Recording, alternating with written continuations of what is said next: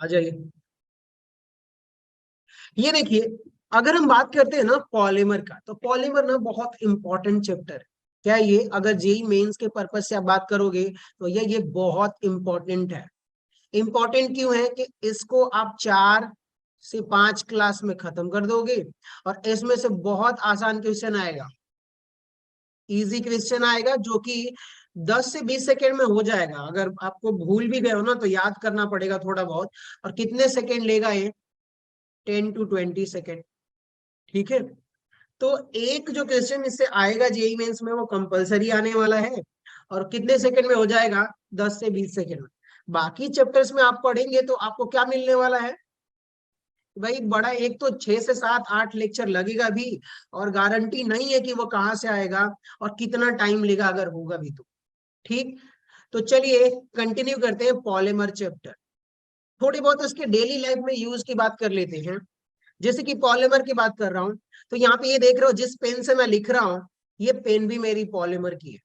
ये जो मैं क्लॉथ पहना हुआ हूँ, ये भी पॉलीमर है। इवन जो हमारी बॉडी टिश्यूज होते हैं ना, एमिनो एसिड के ही पॉलीमर होते हैं। ठीक है। तो हमारी जो बॉडी होती है जिसमें मसल वगैरह, तो एमिनो एसिड का ही पॉलीमर होता है, प्रोटीन वगैरह। ठीक है। तो ये भी पॉलीमर हो गया। अगर आसपास आप देखोगे कुछ प्लास्टिक्स मिलते हैं आपको, या कुछ जैसे कि क्या बोल सकते हैं कि बर्तन वगैरह हम लोग प्लास्टिक के यूज करते हैं, मग वगैरह, तो वो सभी के सभी पॉलीमर है। जितनी भी प्लास्टिक, मान लीजिए कि आप सुबह उठे और सुबह या शाम को जब भी आप मार्केट जाते हो, तो आप क्या करोगे भाई? मार्केट गए, मार्केट गए और आपने बोला कि भैया 1 kg पोटैटो दे दो। कितना? 1 kg पोटैटो। वो जो पोटैटो है ना, वो शॉप जो होगा, जो भी शॉप का ओनर होगा, वो क्या करेगा? आपको एक पॉलीथीन बैग में देगा। किसमें देगा? पॉलीथीन बैग में पोटैटो देगा। वो भी जो प्लास्टिक होता है वो भी एक पॉलीमर ही होता है। किसका पॉलीमर होता है वो? तो पॉलीएथिलीन। उस नाम क्या होता है उसका? पॉलीएथिलीन। वो कौन सा मॉलिक्यूल होता है? Sorry sorry sorry, CH2। CH2, ये कौन सा मॉलिक्यूल है बताएगा कोई मुझे? इथीन है कि नहीं है? Yes sir. Yes sir. और वो जो प्लास्टिक बना होता है वो इथीन का ही पॉलीमराइजेशन। ठीक। सो नॉर्मली आप देखोगे, जहां भी देखोगे ना आपको, इवन जो पेंट भी होते हैं ना, वो भी पॉलीमर के ही कुछ हद तक पेंट होते हैं। सभी के सभी तो पॉलीमर के पेंट नहीं होते, लेकिन बहुत हद तक पॉलीमर के पेंट होते हैं। सो पॉलीमर होता क्या है, वो सारी चीजें हम डिस्कस करेंगे। तो जो पॉलीमर है ना, वो 2 वर्ड से मिलके बना हुआ है। कौन कौन से वर्ड से मिलके बना हुआ है? 2 वर्ड। पहला वर्ड जो है उसको हम बोलते हैं पॉली। इसमें आप देखोगे कि 2 पार्ट आप मान लीजिए, तो एक वर्ड क्या हो जाएगा आपका? पॉली हो जाएगा। और दूसरा क्या हो जाएगा? मर। यहाँ पे पॉली का मतलब आपको पता ही है, पॉली का मतलब होता है कि मेनी। ठीक है। और दूसरा मर का मतलब क्या होता है? पार्ट। ठीक। Many part. यानी कि अगर मैं क्या करूं, जैसे कि फॉर एग्जांपल मैं यहाँ पे आपको समझाने की कोशिश करूं कि देखिए भाई, ये रहा आपका CH2। CH2। ठीक है। एक इथीन मॉलिक्यूल्स है। और अगर मैं साथ में ये बोलूं कि भाई ये भी इथीन मॉलिक्यूल्स है, एक और इथीन मॉलिक्यूल्स मैं ले लेता हूँ। फिर यहाँ पर क्या करता हूँ? एक और इथीन मॉलिक्यूल्स ले लेता हूँ। ऐसे बहुत सारे इथीन मॉलिक्यूल्स ले करके CH2। CH2, ये हो गया आपका CH2। CH2। ठीक है। आप ध्यान से सुनिएगा कि यहाँ पे पॉली का मतलब क्या हो रहा है? कि मेनी हो रहा है। ठीक है। और मर का मतलब होता है पार्ट। यानी कि हमने इथीन मॉलिक्यूल्स लिया, और इसको मैं अगर मान लीजिए होमोलिटिक फ्रीजन कराता हूं, तो इसका भी आएगा रेडिकल इधर, ये इसका फ्री रेडिकल आएगा। होमोलिटिक फ्रीजन का मतलब क्या होता है? कि जो पाई बॉन्ड है ना, वो ब्रेक होगा दोनों साइड। जैसे मान लीजिए होमोलिटिक का मतलब कि मान लीजिए कि ए सिंगल बॉन्ड बी है, तो इसका एक इलेक्ट्रॉन यहाँ पर होगा, एक इलेक्ट्रॉन यहाँ पर होगा। और जब ये बॉन्ड ब्रेक होगा ना, होमोलिटिक क्लीजन या होमोलिटिक फ्यूजन बोलिए, तो ये बॉन्ड ब्रेक होगा, तो ये अपना इलेक्ट्रॉन जो बी एटम का था एक इलेक्ट्रॉन, वो बी के पास चला जाएगा। और ये बॉन्ड इधर ब्रेक होने का मतलब क्या हो रहा है? हाफ एरो का मतलब तो भैया दोनों अपना अपना इलेक्ट्रॉन क्या करे हैं? ले लिए हैं। और उनके पास एक अनपेयर्ड इलेक्ट्रॉन है। ठीक है। क्या है? एक अनपेयर्ड इलेक्ट्रॉन। तो मान लीजिए ए के पास भी एक अनपेयर्ड इलेक्ट्रॉन है, बी के पास भी एक अनपेयर्ड इलेक्ट्रॉन है। तो सिमिलरली यहाँ पर आप देखोगे ना, जो पाई बॉन्ड है वो वीक होता है। क्या? पाई और पाई बॉन्ड और दूसरा क्या, सिग्मा बॉन्ड। इनमें से पाई बॉन्ड जो होता है वो क्या होता है, वो वीक होता है, और सिग्मा बॉन्ड क्या होता है आपका, स्ट्रांग होता है। ठीक है, यस सर। समझ गए आप लोग? Yes, sir. चलिए, तो हुआ क्या, हमने एक इथीन मॉलिक्यूल्स लिया, दूसरा इथीन मॉलिक्यूल्स, तीसरे का भी इथीन मॉलिक्यूल्स, ऐसे ही क्या होगा, फ्री रेडिकल ब्रेक होगा। यहाँ पर भी क्या होगा, ये ऐसे ब्रेक होगा। पाई बॉन्ड वीक है तो उसका पाई बॉन्ड ही होमोलिटिक क्लीवेज होगा। होमोलिटिक का मतलब यहाँ पे जो पाई बॉन्ड पे 2 इलेक्ट्रॉन है, दोनों कार्बन का एक एक इलेक्ट्रॉन, वो दोनों अपना अपना इलेक्ट्रॉन ले लेंगे। इस वाले एथीन मॉलिक्यूल्स में भी क्या होगा कि एक इलेक्ट्रॉन इधर बॉन्ड ब्रेक होगा, एक बॉन्ड इधर ब्रेक होगा, तो दोनों कार्बन के पास एक एक अनपेयर्ड इलेक्ट्रॉन आएगा। और जब आप चेक करोगे तो इस वाले कार्बन के पास कितने इलेक्ट्रॉन, 7, इसके पास भी 7, इसके पास भी 7, इसके पास भी 7, इसके पास, जो जितने भी कार्बन होंगे ना फ्री रेडिकल वाले, उनके पास कितने कार्बन, सॉरी कितने इलेक्ट्रॉन होंगे, 7। लेकिन मेरा ऑक्टेट रूल क्या बोलता है कि अगर 8 इलेक्ट्रॉन होगा तो वो स्टेबल होगा, और 8 नहीं है तो भैया वो अनस्टेबल है। यहाँ पर आप देख रहे हो कि 7 इलेक्ट्रॉन है, तो ये तो और हाईली अनस्टेबल हो गया, क्योंकि एक अनपेयर्ड इलेक्ट्रॉन है इनके पास। तो जैसे ही एक इथीन मॉलिक्यूल्स यहाँ पर ब्रेक हुआ, दूसरा मथीन जो सॉरी दूसरा इथीन मॉलिक्यूल्स ब्रेक होगा, तो यहाँ पे होगा क्या, देखिएगा कि आप देखिए ध्यान से कि ये वाला जो फ्री रेडिकल है ना, ये वाले की बात कर रहा हूं मैं, ये फ्री रेडिकल क्या करेगा, इस वाले फ्री रेडिकल के साथ दोनों कार्बन के साथ कंबाइन करके एक एक इलेक्ट्रॉन शेयर करके क्या बना देगा, सिग्मा बॉन्ड बना देगा। क्या बना देगा, यहाँ पर सिग्मा बॉन्ड। Sigma bond. ठीक है, सिग्मा बॉन्ड बनाया। सिमिलरली ये भी एक इलेक्ट्रॉन और ये भी एक इलेक्ट्रॉन मिलकर के कंबाइन करके क्या बना देगा, सिग्मा बॉन्ड।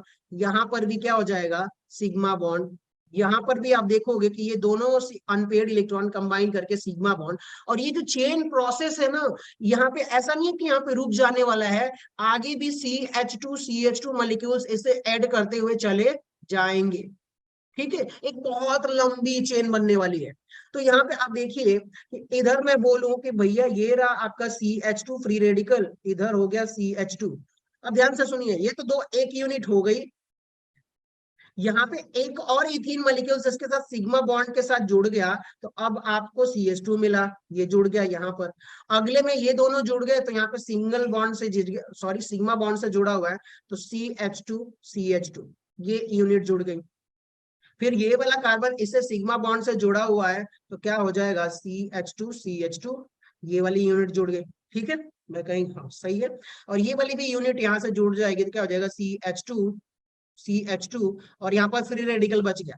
क्या आगे अगर इथीन मॉलिक्यूल्स और आएगा तो इसका भी होमोलिटिक क्लीवेज होगा, तो फ्री रेडिकल, और इस वाले फ्री रेडिकल से जुड़ेगा तो क्या बना देगा, CH2 ऐसे बनता जाएगा। फिर आगे अगर ये मॉलिक्यूल्स है तो ये भी होमोलिटिक क्लीवेज होगा, और इसका भी क्या हो जाएगा बताइए, CH2। यहाँ पर फ्री रेडिकल एक बच ही जा रहा है।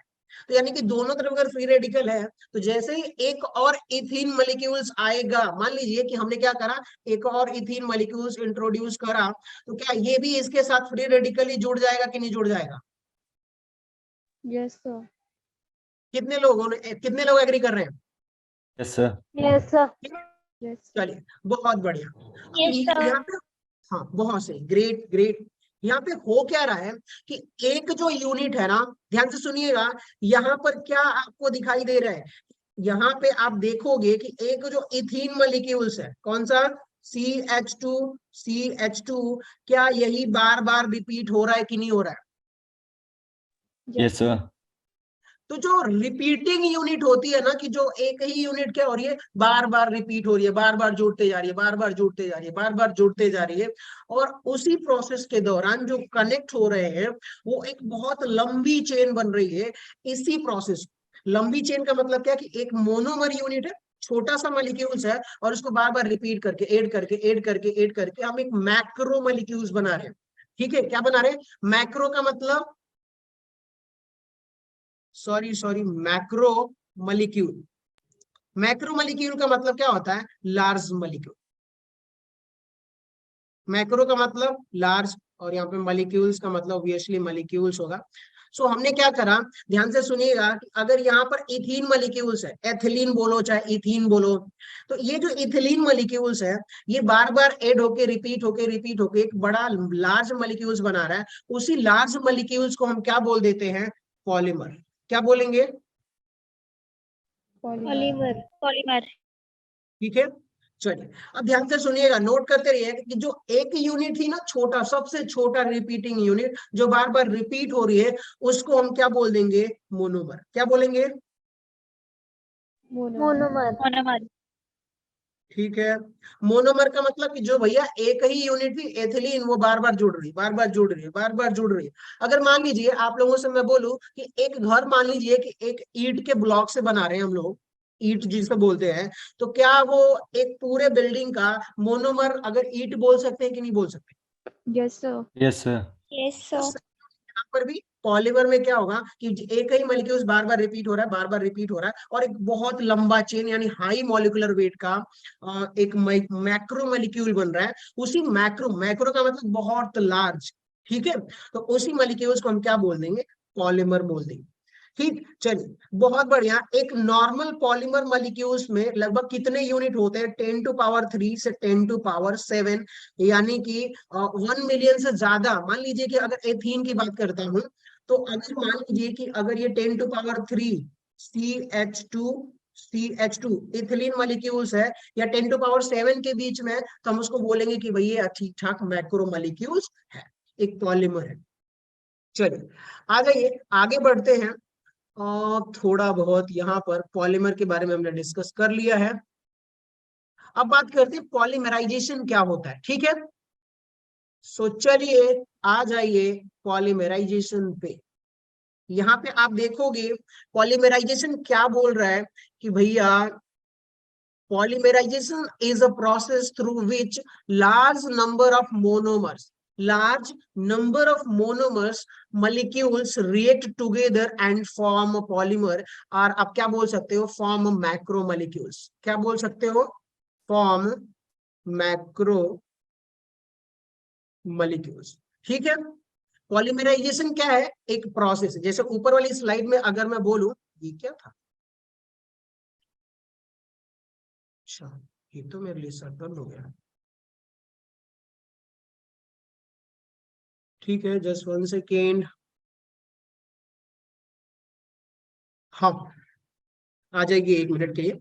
सो यहाँ पे आप देखोगे कि ये जो प्रोसेस हो रहा है कि भैया एक इथीन मॉलिक्यूल्स, देखिए एक ये यूनिट, फिर दूसरी एथीन की या एथिलीन की यूनिट, फिर थर्ड एथिलीन की यूनिट, ये फोर्थ एथिलीन की यूनिट, ये फिफ्थ एथिलीन की यूनिट, और ये सिक्स्थ एथिलीन की यूनिट, ये 7 और ये 8 मॉलिक्यूल्स कंबाइन हुए। तो ये जो प्रोसेस हो रहा है ना, ज्वाइनिंग या combining of the ethyl monomer process, इसी कंबाइनिंग प्रोसेस को हम क्या बोल देते हैं, पॉलीमराइजेशन, ठीक है। Yes sir. समझ yes sir. Yes, sir. Yes sir. अब बात आती है कि पॉलीमराइजेशन में हमने पहले यहाँ पर देख लिया था कि भैया the process is polymerization is the process through which large number of monomer molecules react together to form a polymers. अब एक चीज और है यहाँ पे, उसको थोड़ा बहुत शॉर्टकट करके हमें समझने की जरूरत है। एग्जाम्पल में मान लीजिए कि हमने क्या लिया, पॉलीएथिलीन। एग्जाम्पल में हमने पॉलीएथिलीन लिया, तो उसको रिप्रेजेंट कैसे करेंगे हम पॉलीमर चैप्टर में, वो इंपॉर्टेंट है। तो मान लीजिए कि पॉलीएथिलीन का मतलब आप यहाँ पे समझ पाएंगे कि पॉली मतलब मेनी, और एथिलीन का मतलब एथिलीन मॉलिक्यूल्स, ये हुआ ना, Yes, sir. Many ethylene, many ethylene, समझ में आ रही है बात, मॉलिक्यूल्स। ये जितने भी बहुत सारे मॉलिक्यूल्स क्या होंगे, एथिलीन के कंबाइन करेंगे तो एक पॉलीमर बनाएगा। अब थोड़ा सा हम स्मार्ट मूव लेने वाले हैं। स्मार्ट मूव का मतलब ये, हम स्मार्ट तरीके से इतना बड़ा बड़ा स्ट्रक्चर नहीं बनाएंगे, क्योंकि अगर मान लीजिए कि अगर मैं इतना 10⁻³ से 10⁻7 यूनिट, यानी कि यहाँ पर 1 मिलियन मॉलिक्यूल्स ड्रॉ करूंगा तो मेरी पूरी जिंदगी लग जाएगी। तो हम क्या करेंगे भैया, आप ये पूरा गधा मजदूरी वाला काम नहीं करने वाले, हम शॉर्ट में स्मार्ट तरीके से रिप्रेजेंट करेंगे। जैसे कि मैंने ये बोला कि दोस्तों यहाँ पर जो था मेरे पास एक एथिलीन मॉलिक्यूल्स है CH2, ये क्या करा, CH2 इससे कंबाइन करा, और कंबाइन किया तो ये फ्री रेडिकली कंबाइन करेगा, तो ये फ्री रेडिकल, ये फ्री रेडिकल, यहाँ पर भी फ्री रेडिकल, यहाँ पर भी फ्री रेडिकल। फिर एक थर्ड यूनिट आएगी, वो भी क्या करेगी, CH2, ये भी फ्री रेडिकल ब्रेक होगा, ये भी फ्री रेडिकल ब्रेक होगा, तो यहाँ पे ये तीनों क्या कर रहे हैं, कंबाइन कर रहे हैं। कलर चेंज करता हूं ताकि आप लोगों को आइडिया लग जाए, ये क्या कर रहा है, यहाँ से ये कंबाइन हो रहा है, यहाँ से ये कंबाइन हो रहा है इस कार्बन से, क्योंकि अनपेयर्ड इलेक्ट्रॉन है।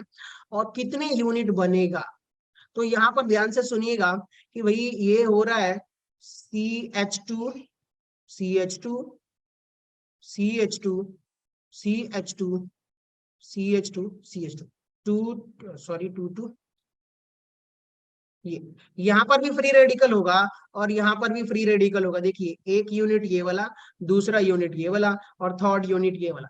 लेकिन आगे भी अभी फ्री रेडिकल है, इसका मतलब कि आगे भी मेरा कॉम्बिनेशन हो सकता है।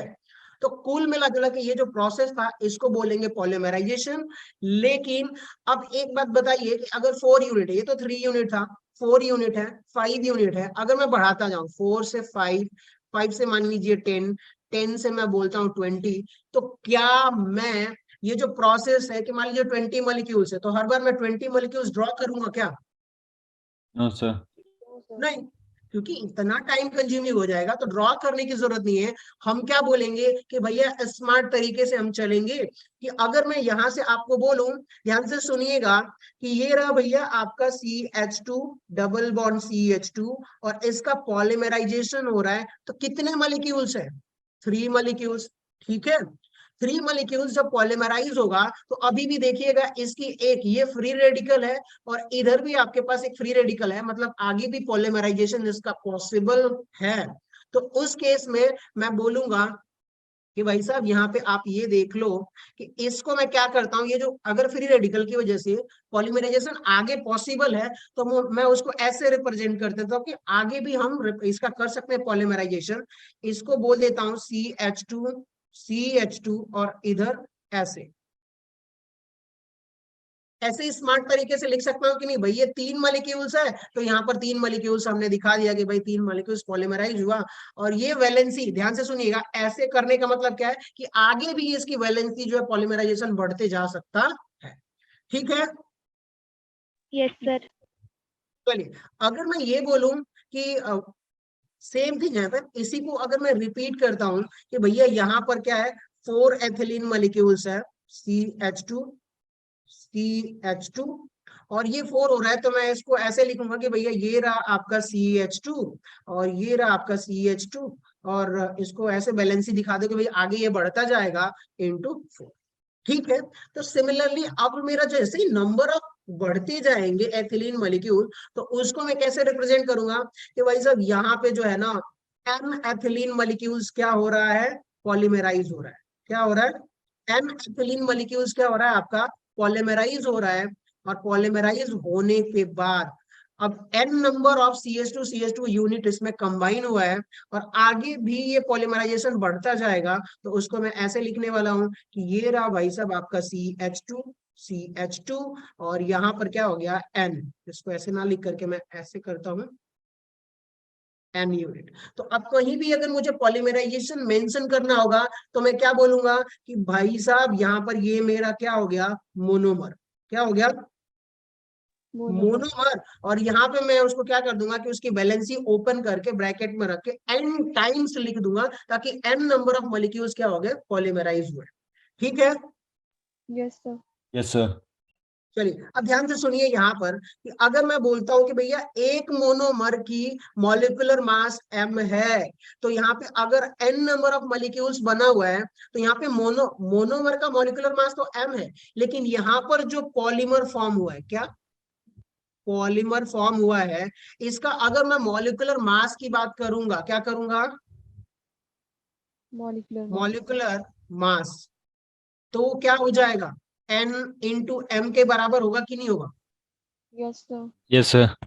क्योंकि इतना टाइम क्या हो गया, अब तो यहाँ पे क्या था, n नंबर ऑफ मॉलिक्यूल्स था, लेकिन ये पॉलीमराइज होकर एक ही लार्ज मैक्रो मॉलिक्यूल्स यानी कि बड़ा मॉलिक्यूल्स बनाया। तो पूरे मॉलिक्यूल्स का वेट कितना हो जाएगा, मॉलिक्यूलर मास या मॉलिक्यूलर वेट बोलिए, n इंटू m। और ये जो प्रोसेस हो रहा है कि भैया छोटे मोनोमर से मैक्रो मॉलिक्यूल के प्रोसेस को बनाना, ये पॉलीमराइजेशन। ठीक, चलिए अब बात करते हैं सिमिलरली कि आगे बढ़ते हैं। तो यहाँ पे आप देखोगे कि एक बार देख लीजिए यहाँ पर क्या लिखा हुआ है, अ पॉलीमर, ये थोड़ा सा दिखाई नहीं देगा आप लोगों को लेकिन मैं पढ़ देता हूँ। क्या लिखा हुआ है, अ पॉलीमर इज, क्या लिखा हुआ है ये, हाँ, a polymer is a large molecules or macromolecules which is essentially is a combination of many subunit। many subunit का मतलब कि भाई जो मोनोमर है उसका many subunit are term as polymer in Greek means many and parts। ये आप लोगों के लिए वैसे मैंने समझा दिया हुआ है। अब आता है कि और भी कुछ एग्जांपल्स यहाँ पर देख लेते हैं, जैसे कि पॉलीस्टाइरीन। पॉलीस्टाइरीन भी जो है ना, ये एक क्या है, एक पॉलीमर है। क्या है ये, एक Polymer. पॉलीमर। पॉलीस्टाइरीन, क्या किसी को स्ट्रक्चर पता है कि पॉलीस्टाइरीन का स्ट्रक्चर क्या होता है?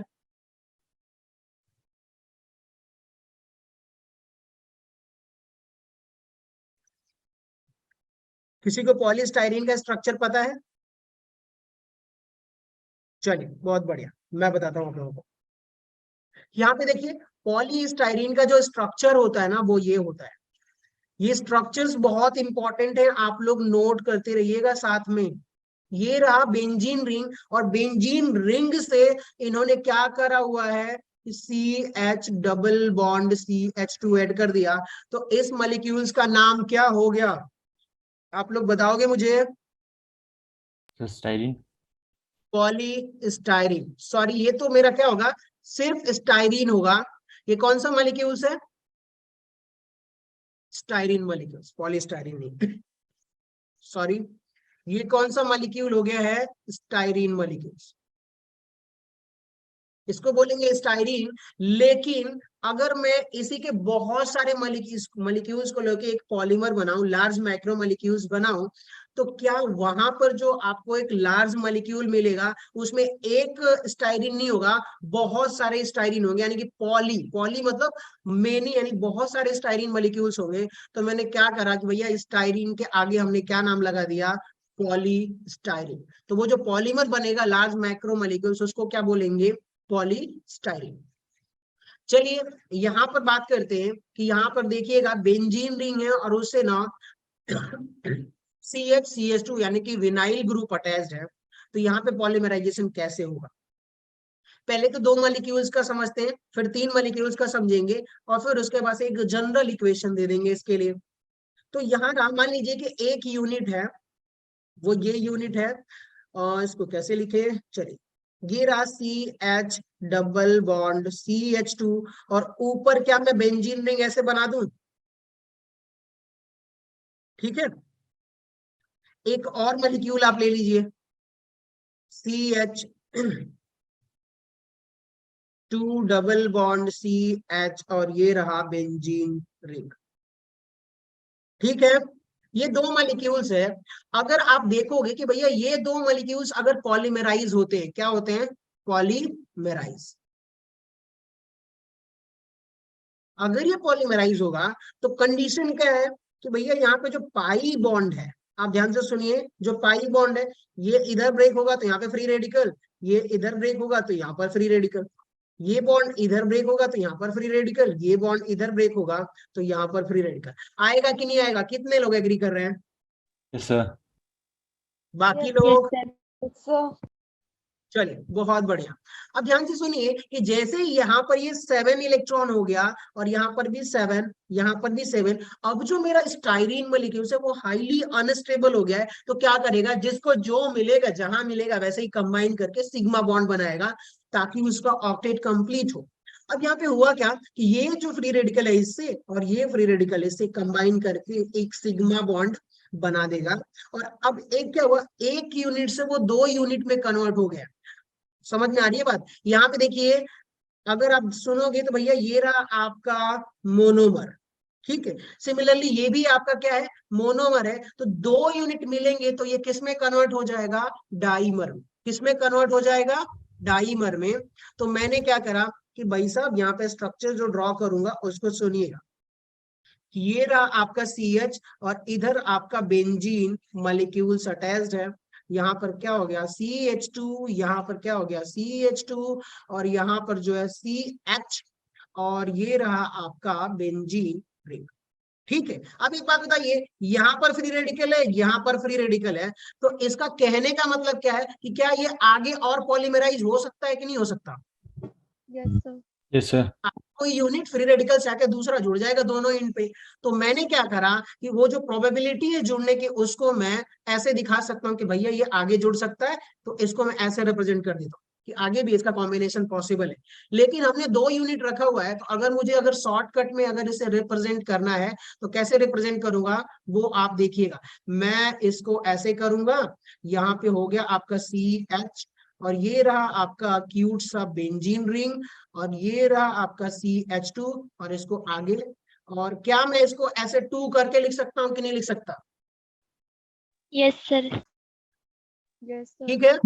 अगर मैंने क्या करा कि भाई साहब यहीं पर मैंने एक और बेंजीन रिंग, अगर इसमें कहीं मान लीजिए कि सॉरी बेंजीन नहीं, एक और मोनोमर ऐड कर दूं स्टाइरिन का, ये वाला CH CH2, और ये रहा बेंजीन रिंग।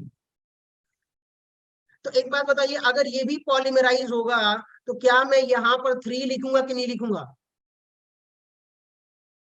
Yes, sir. बताइए। Yes, sir. 3 लिखूंगा क्योंकि वो भी कंबाइन हुआ। तो मुझे सिर्फ आपको समझाना है कि जनरल कैसे लिखेंगे। तो अब मैं मानता हूं कि भाई साहब यहाँ पे ना n number of styrene molecules क्या हो रहे हैं, पॉलीमराइज हो रहे हैं। कितने, n number of styrene molecules polymerize होंगे। तो यहाँ पे मैंने क्या करा, n इनटू ये देखिएगा CH डबल बॉन्ड CH2, और यहाँ पर जो है आपका बेंजीन रिंग है। ये बेंजीन रिंग है। जब ये पॉलीमराइज होगा, इसकी कंडीशंस भी होती हैं कि ये केमिकल रिएक्शन किस कैटलिस्ट के प्रेजेंस में कैसे होगा, वो तो हम आगे चल के एक आध 2 बार और देखेंगे ताकि आपका रिवीजन होता रहे। तो ये क्या हो रहा है, पॉलीमराइज, ठीक है। स्पेलिंग वगैरह गलत हो तो उसके लिए गाली मत देना मेरे को। हुआ क्या कि n number of molecules polymerize होगा, तो यहाँ पर क्या हो जाएगा, ध्यान से सुनिएगा। ये रहा आपका CH, ये रहा आपका बेंजीन रिंग, ये आपका CH2, और आगे भी पॉलीमराइजेशन इसका पॉसिबल है, तो हम उसको कर देते हैं कि भैया ये एक लाइन हमने ऐसे ड्रॉ कर दी और यहाँ पे n यूनिट कर दिया। तो अब एक बात बताइए कि ये रहा आपका मोनोमर, ठीक है, और यहाँ पे n नंबर ऑफ मॉलिक्यूल्स मिलके एक मॉलिक्यूल बनाया, मैक्रो मॉलिक्यूल्स बनाया है, तो इसको हम क्या बोल देंगे, पॉलीमर। लेकिन किसका पॉलीमर है, स्टाइरिन मॉलिक्यूल्स का, तो इसको हम बोल देंगे पॉलीस्टाइरिन। यहां तक समझ में आया आप सभी लोगों को, Yes, sir. Yes, sir. चलिए बहुत बढ़िया। तो अगर आपसे कोई पूछेगा कि भैया पॉलीस्टाइरीन जो है उसमें कौन सा मोनोमर यूज करा जाता है, तो आप क्या बोलोगे, Styrene. Styrene. ठीक है। स्टाइरीन मॉलिक्यूल जो है वो एज अ मोनोमर यूज करा जाता है। चलिए, अगर मान लीजिए ना कि यहाँ पे ना अगर n की वैल्यू अगर आपको पता हो कि भैया यहाँ पे 1000 मॉलिक्यूल्स है, या यहाँ पे n की वैल्यू जो है वो 10 टू पावर 4 है, तो इसको बोल देते हैं degree of polymerization. Degree of polymerization का मतलब कि कितने नंबर ऑफ मोनोमर्स उसमें प्रेजेंट है। तो n को हम क्या बोल देते हैं, degree of polymerization, degree of polymerization, ठीक है। सो दोस्तों पॉलीमराइजेशन का हमने सेकेंड यूनिट देख लिया। अब बात करते हैं थर्ड का, कि भाई पॉलीमराइजेशन में आप देखोगे कि ये रहा एग्जांपल में स्टाइरीन और ब्यूटाडाइन। एक चीज और मैं आप लोगों को साथ साथ बताते चलता हूं, वापस आ जाइए वापस एथिलीन वाले मॉलिक्यूल्स पे। यहाँ पे आप लोग थोड़ा फोकस करिएगा क्योंकि आगे कॉन्सेप्ट आने वाला है, उसके लिए मैं बता रहा हूँ। एक बात बताइए, यहाँ पर एथिलीन मॉलिक्यूल्स है, यहाँ पर भी एथिलीन मॉलिक्यूल्स है, और यहाँ पर भी एथिलीन मॉलिक्यूल्स है। क्या यहाँ पर मोनोमर की यूनिट सब जगह सेम है कि नहीं, Yes, sir. एक ही मोनोमर है। यहाँ पर भी आप देखोगे कि स्टाइरिन, सिर्फ स्टाइरिन स्टाइरिन स्टाइरिन आके एकदम बोर कर दिया ये। यहाँ पर सिर्फ स्टाइरिन एक ही मोनोमर है, लेकिन पॉलीमेराइजेशन में आप देखोगे कि यहाँ पर कभी कभार दो मोनोमर्स भी आ सकते हैं। कितने मोनोमर? 2 मोनोमर। अब यहाँ पे देखिए, यहाँ पे कौन कौन सा मोनोमर होगा। पहला जो मोनोमर होगा वो मेरा क्या होगा? स्टाइरिन होगा। क्या होगा? स्टाइरिन। तो ये रहा CH। इसको उल्टा ना लिख करके मैं ऐसे लिखूं तो ज्यादा अच्छा रहेगा। ये है आपका स्टाइरिन मॉलिक्यूल्स, एक मोनोमर। ठीक है। और यहाँ पे देखिएगा ब्यूटाडाइईन। ब्यूटा का मतलब भैया 4 कार्बन है, और डाइईन का मतलब, डाई का मतलब 2, तो डाइईन का मतलब कि 2 डबल बॉन्ड प्रेजेंट है। तो इसका ये जो मोनोमर होगा, इसका स्ट्रक्चर क्या हो जाएगा? CH2 CH2। ये क्या हो गया? CH, सॉरी ये CH2 नहीं होगा, CH होगा। और यहाँ पे क्या हो जाएगा? CH2। अब ध्यान से सुनिए, 1 2 3 4। यहाँ पे मैं इसको ब्यूटाडाइन को अगर मॉडिफाई करके लिखूं तो क्या करूंगा कि भैया 1 और 3rd पोजीशन पे डबल बॉन्ड है, तो मैं इसका क्या बोलूंगा कि ब्यूटा, ठीक है, 1 and 3 डाई। ऐसे लिख सकता हूं कि नहीं लिख सकता? Yes sir. चलिए, बहुत बढ़िया। आ जाइए यहाँ पर। एक मॉलिक्यूल्स मेरा क्या है? स्टाइरीन है। दूसरा मॉलिक्यूल्स क्या है? ब्यूटाडाइन है। ये भी दोनों क्या करेंगे? आपस में पॉलीमराइज करने वाले। क्या करेंगे? पॉलीमराइज, यानी कि दोनों कंबाइन करेंगे, फिर अगला यूनिट कंबाइन करेगा, फिर अगला कंबाइन करेगा। तो ये कॉम्बिनेशन जो प्रोसेस है वो चलता रहेगा और n number of molecules combine करेंगे। सो बेसिकली यहाँ पर हो क्या रहा है कि पहले 2 यूनिट का दिखाता हूँ, फिर उसके बाद से n नंबर का बताऊं, ताकि आप लोगों के लिए आसान हो जाए। तो ये रहा आपका पॉलीमराइजेशन। यहाँ पे ना क्यूट सा बेंजीन रिंग आपका देखिए, ये रहा आपका CH2। ये तो आपका स्टाइरिन मॉलिक्यूल हो गया, और साथ में यहाँ पर प्लस करके आप लिख दीजिए ब्यूटाडाइन। CH2, ये रहा CH, ये रहा आपका CH, ये रहा डबल बॉन्ड CH2। ये एक मॉलिक्यूल्स कंबाइन करेगा, फिर साथ में यहाँ पर आ जाएगा एक और पॉलीस्टाइरीन मॉलिक्यूल्स। तो यहाँ पे CH, ये रहा पॉलीमर स्टाइरीन मॉलिक्यूल्स, ये रहा CH2। ठीक है। और फिर एक और मॉलिक्यूल्स यूनिट आ गई है, CH2 CH CH CH2। ये दो मॉलिक्यूल्स कंबाइन होंगे। कैसे कंबाइन होंगे? Free radically. अब एक बात बताइए, कलर ज्यादा अच्छा रहेगा चेंज करना यहाँ पर, सो व्हाइट कर देता हूँ। ये देखिए, ये रहा एक फ्री रेडिकल यहाँ बनेगा, तो एक फ्री रेडिकल यहाँ पर बनेगा।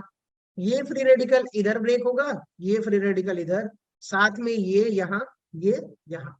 तो ये फ्री रेडिकल। अब ध्यान से सुनिएगा कि पहले केस में बात कर रहा हूं, क्या ये दोनों मिलके कंबाइन करेंगे कि नहीं करेंगे? कहा गया? ये वाला, ये और ये, बताइए। Yes sir. ठीक है। साथ में यहाँ पे आप देख रहे हो ब्यूटाडाइन वाले में आ जाओ, इस वाले पोर्शन पर। ये क्या करेगा? ये मोनोमर का एक फ्री रेडिकल, इसका फ्री रेडिकल कंबाइन करके यहाँ पर क्या बना देगा? Double bond. ठीक है, सर। डन। साथ में आ जाइए यहाँ पर। तो अब ये जैसे कंबाइन हुआ, इधर भी ब्रेक होगा और इधर भी ब्रेक होगा। तो ये फ्री रेडिकल, ये फ्री रेडिकल, यहाँ पर भी ये फ्री रेडिकल, ये फ्री रेडिकल, और यहाँ पर भी ये फ्री रेडिकल, ये फ्री रेडिकल। कंबाइन तो करेंगे, लेकिन सबसे पहले मैं क्या बता रहा हूँ वो फोकस करिए। कलर रेड कर देता हूँ। यहाँ पर भी आप देखोगे ना, ये वाले दोनों कंबाइन कर जाएंगे और यहाँ पर क्या बना देगा? एक पाई बॉन्ड। ठीक। हो क्या रहा है कि ये दोनों तो कंबाइन, यहाँ वाला तो कर लिया, ठीक है, एक मॉलिक्यूल। अब यहाँ वाला भी क्या करेगा? कंबाइन करेगा। तो ये फ्री रेडिकल कंबाइन करके, और यहाँ से ये फ्री रेडिकल कंबाइन करके, मुझे लगता है कुछ ज्यादा ही कॉम्प्लिकेटेड हो गया। ठीक है, इरेज करना पड़ेगा। समझ में आया कि दोबारा करूं इसको? सर आ गया। बाकी लोग? Yes, sir. Yes, sir. Yes, sir. चलिए कोई बात नहीं, बहुत बढ़िया। अब ध्यान से सुनिएगा, इस वाले को ना थोड़ा बहुत इरेज करता हूँ। इस वाले आपको पता हो जाना चाहिए कि भाई वो बीच में से ऐड हो ही जाएगा। चलिए, सो ये 2 यूनिट है। यहाँ पर ये वाला फ्री रेडिकल तो एज इट इज रहने ही वाला है, और यहाँ पर भी ये free radical as it is रहने वाला है दोनों टर्मिनल पे। ये दोनों कंबाइन करेंगे तो 2 यूनिट बनाएंगे। वो 2 यूनिट कौन सी होगी, ध्यान से सुनिएगा कि ये रहा आपका CH, यहाँ पर ये है क्यूट सा बेंजीन रिंग आपकी, और यहाँ पर आ गया है CH2, यहाँ पर भी क्या आ गया है CH2, और ये आगे ऐसे कर देता हूं और इसको भी आगे कर देता हूं और इसको यहाँ पे 2 कर दूंगा। इतना क्लियर हुआ क्या? Yes, sir. सॉरी यार, एक कार्बन मैंने कम बनाया ना, ब्यूटाडाइन है ना ये, ब्यूटाडाइन है तो 4 कार्बन हो गए। मैं यहां से इसको ड्रॉ करता हूँ, इसको छोटा कर देता हूँ। सो ये रहा आपका स्टाइरिन। सबसे पहले स्टाइरिन बनाना पड़ेगा। सो ये ऐसे CH2, फिर ये हो गया CH2, 2 CH2 और इसको ऐसे कर दूंगा। तो अब ये N के वैल्यू 2, यहाँ पर कितना क्लियर हो गया यहाँ तक? डबल बॉन्ड नहीं है बीच में, क्या हुआ? तो डबल बॉन्ड जो आपने कहा अच्छा अभी हाँ, 5। सॉरी हाँ, ये वाला क्या रहेगा आपका CH। स्ट्रक्चर बनाने के चक्कर में स्पेस थोड़ा कम पड़ रहा है।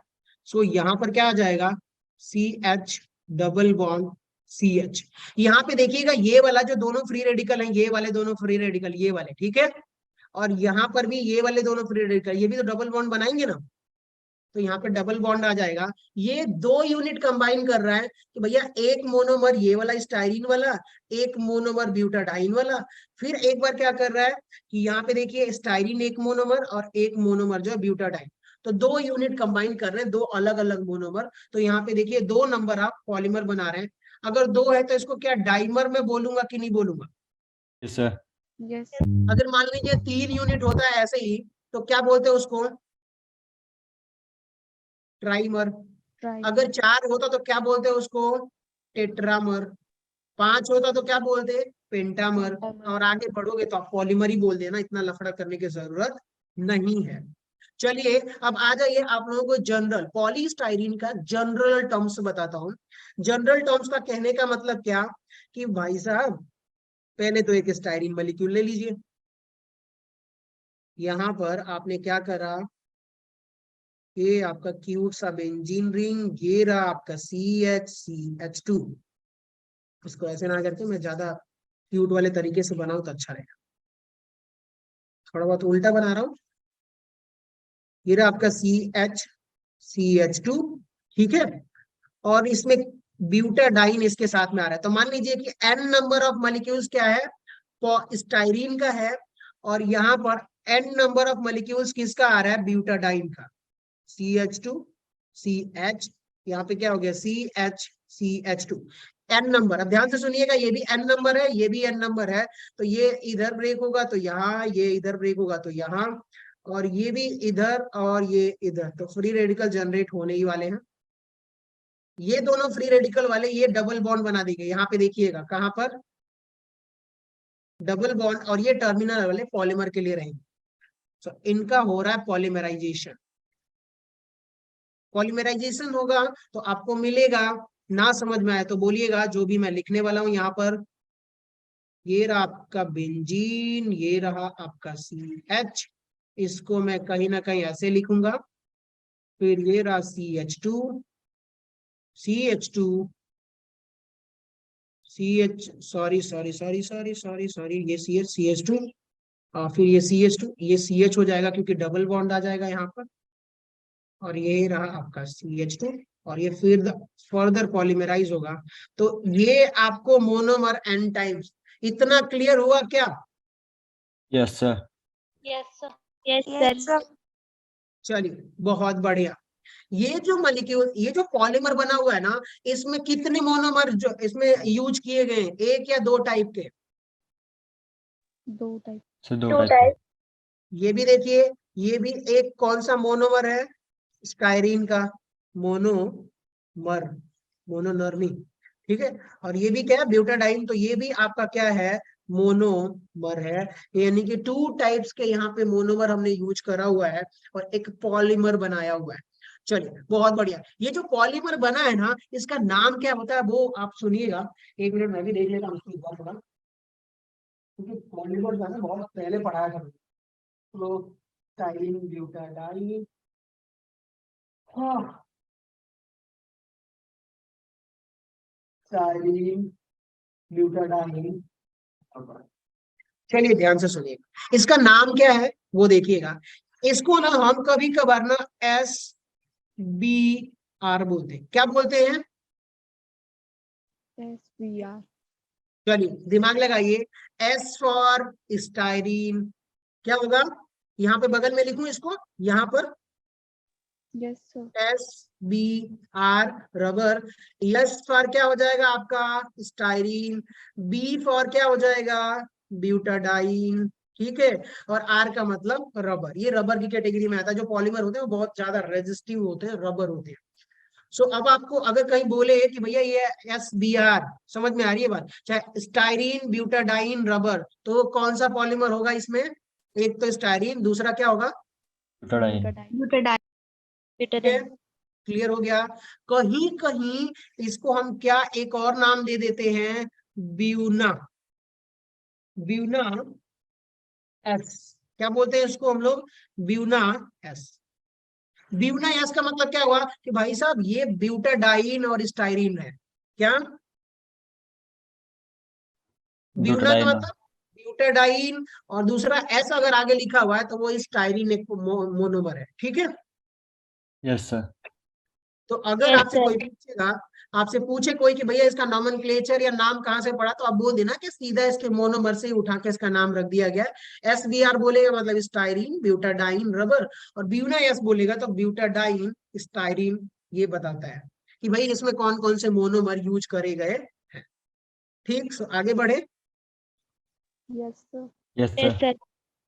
चलिए बहुत बढ़िया। सो ये पॉलीमराइजेशन, ये आप लोगों को थोड़ा बहुत समझ में आ गया होगा। नीचे ये थोड़ी बहुत वही डेफिनेशन लिखी हुई है, मेनी पार्ट वार्ट, कोई मतलब नहीं उसका। खैर मैंने ही लिखा है वो तो। चलिए आ जाइए, एक साइड कोई इंपॉर्टेंट टॉपिक है यहाँ पर। पॉलीमर को आप क्या बोल सकते हो? Polymer also called macromolecules which have a very high molecular mass. इस बात से आप भी एग्री करते हो कि यहाँ पे जो n नंबर ऑफ मॉलिक्यूल्स बने हुए हैं, कितने n नंबर ऑफ मॉलिक्यूल्स, ये वाले की बात कर रहे हो आप। देखिए अब एक मॉलिक्यूल्स का अगर 100 है और मान लीजिए कि 10 लाख मॉलिक्यूल्स आप ले रहे हो, तो मॉलिक्यूलर मास तो 10 लाख टाइम्स बढ़ जाएगा कि नहीं बढ़ जाएगा? Yes sir. कुछ नहीं है इसमें। चलिए आगे बढ़ते हैं, इसको थोड़ा वो देखते हैं अगर बैलेंस हो सके। जो मैंने पिछला कॉन्सेप्ट बताया है उसी के कॉन्सेप्ट पे चलेगा ये सारी की सारी चीजें। यहाँ पे देखिए हमने जो पॉलीमर लिया है ना, पॉलीमर को हमने फर्दर क्लासिफाई करा है। क्या करा है?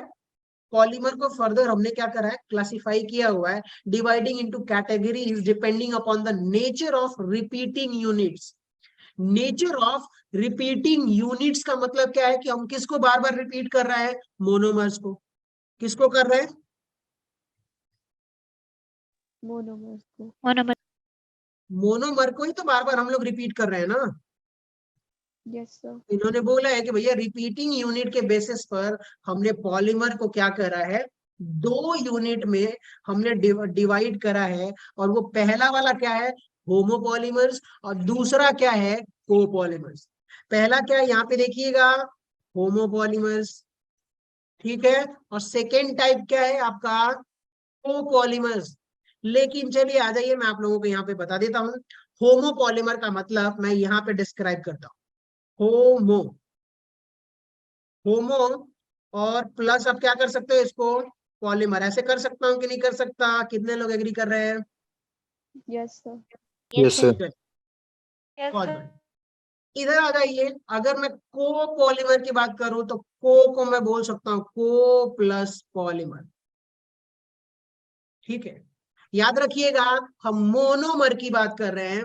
पॉलीमर में हम किससे रिगार्डेड बात कर रहे हैं? बेस्ड ऑन रिपीटिंग यूनिट के, कि भैया जो बार बार रिपीट हो रहा है उसके बेसिस पे हम पॉलीमर को 2 कैटेगरी में करें। पहला जो है होमोपॉलीमर, और सेकेंड वन जो है कोपॉलीमर। पहला क्या? होमो, दूसरा कोपॉलीमर। तो किसके बेसिस पर? Based on monomer. चलिए आगे। होमो का मतलब क्या होता है? सेम, ठीक है।